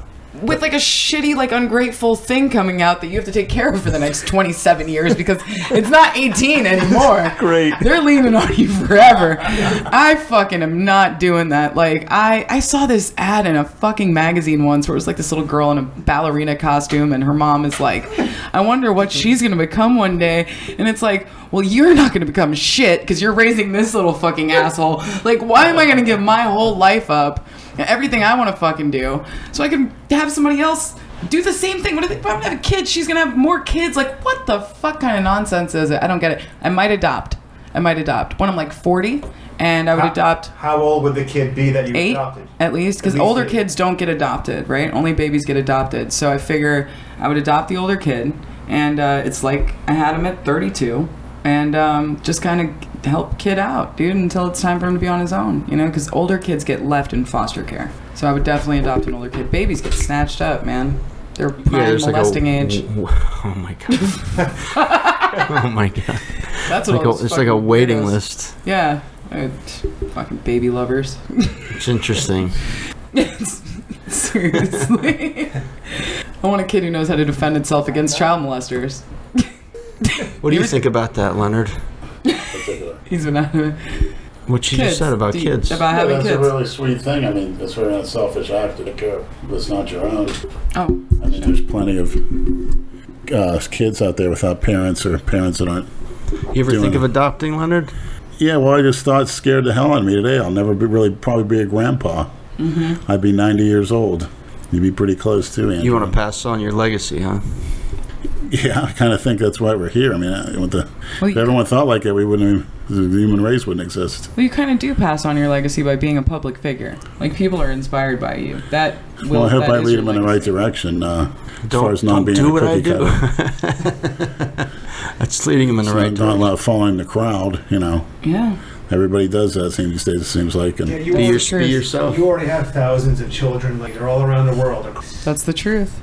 The few podcasts that I have tuned into and listened to, like, Lenny always surprises me. It's a very poignant, very smart guy. I love the stuff that you say, and that's why I was so excited to meet you. likewise. Yeah. And you've been telling me Really? that. I can't Yeah. wait to kick it with Lenny. You were a pleasant surprise. Yeah. I mean, that I've learned a lot.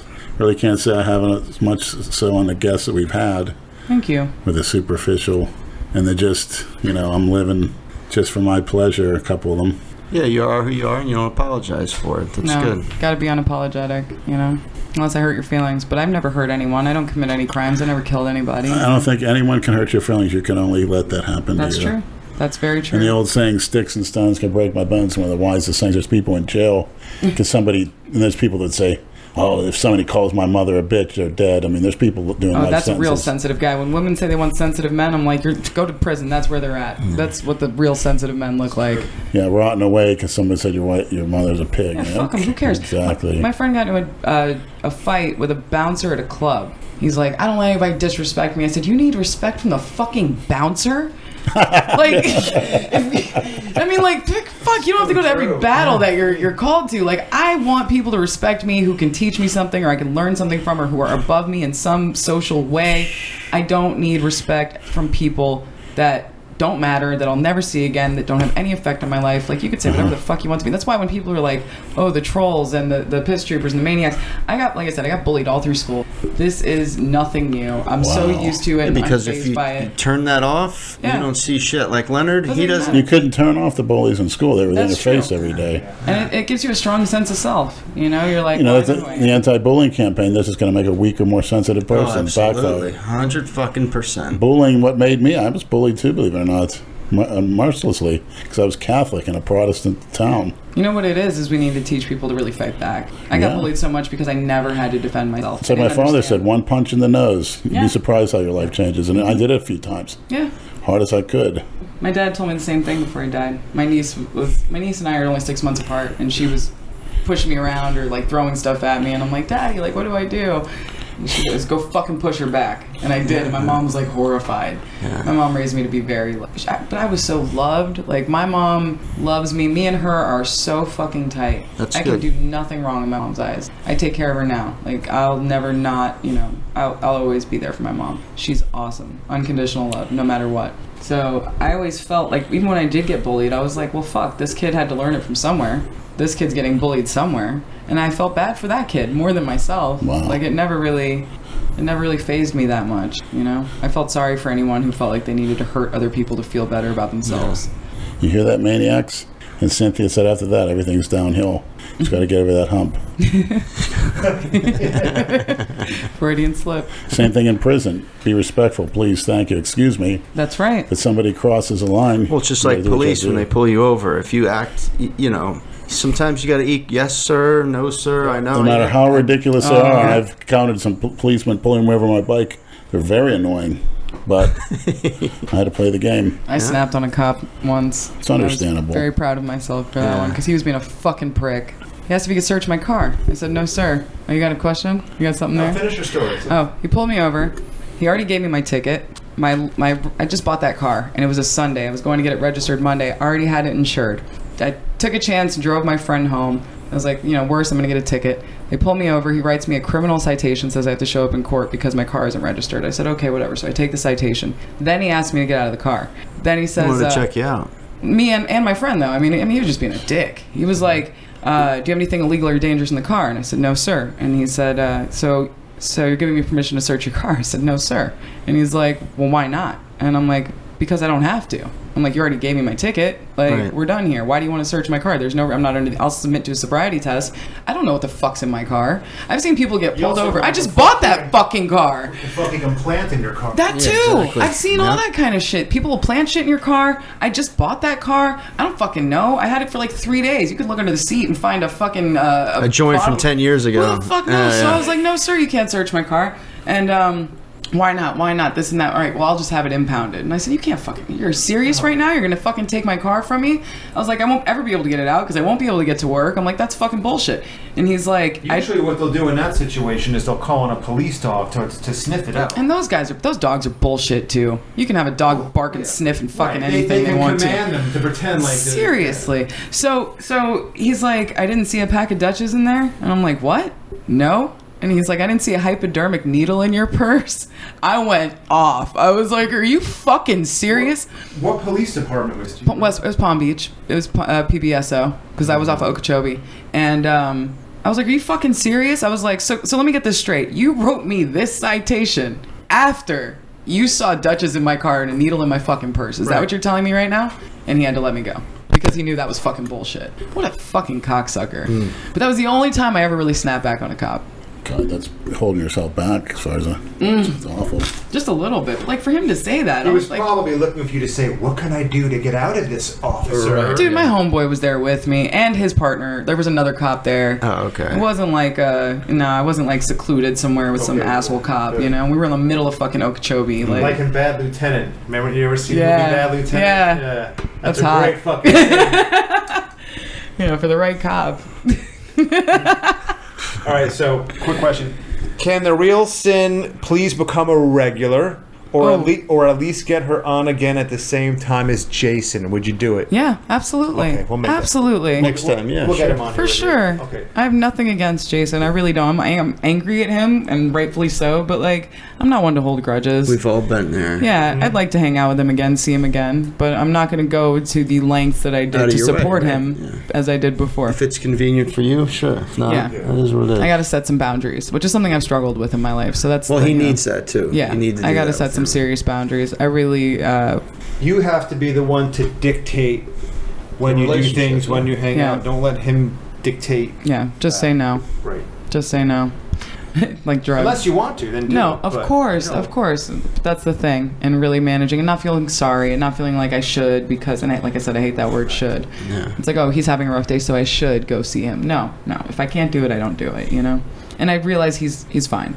But, like, it goes all the way back to I was genuinely concerned about his well-being when I first met him and wanted to know that he was okay. Most people are. And by the end of all that, I realized that he's doing exactly what he wants to do, the way he wants to do it, and he's, for all intents and purposes, he's as fine as he wants to be, dude. There's nothing that he's an adult. So, it's out of anyone else's hands what he does. It's debatable.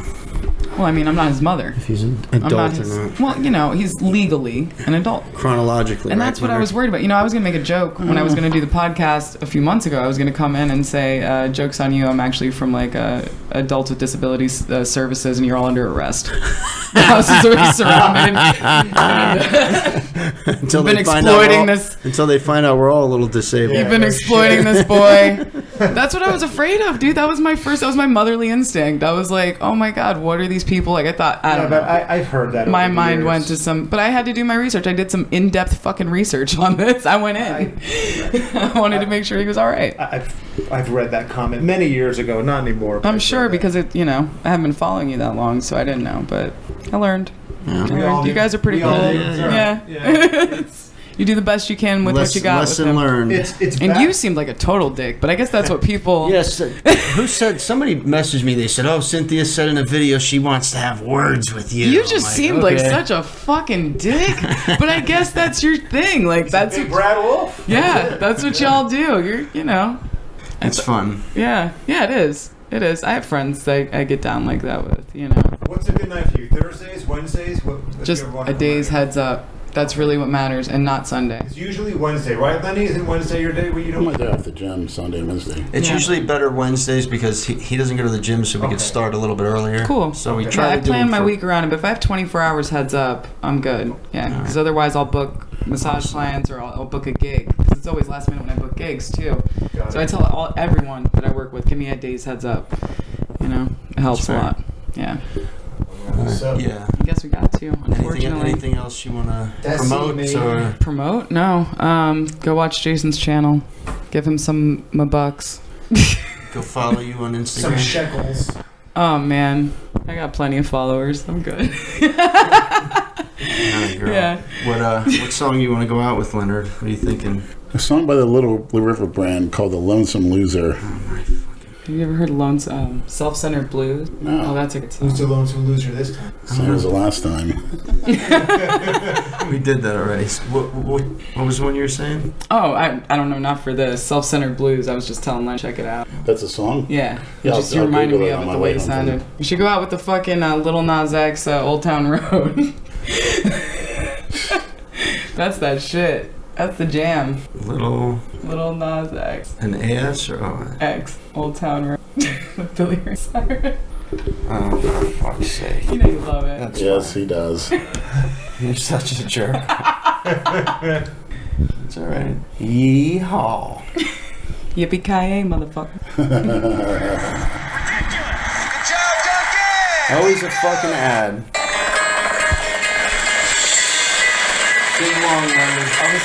Someone needs to send Brad a cowboy hat. A black leather cowboy hat. I have a cowboy hat and boots. I have a cowboy hat for you, too. Squashless chops. It really is. With my leather fringe jacket. I'm flabbergasted. Why we This is like stop? a whole fucking intro. You see a black man and a horse going that I don't fast? have any fucking idea. You just gotta let him fly. You're right. That's a horse horse. That is a horse horse.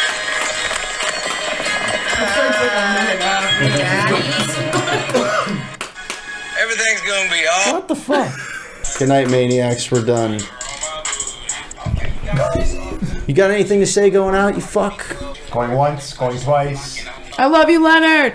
Cynthia, same to you. Yeah, thanks for coming. Appreciate it. My pleasure. We'll definitely do it You're again. welcome anytime. Thank you. Yeah, that was fun. That was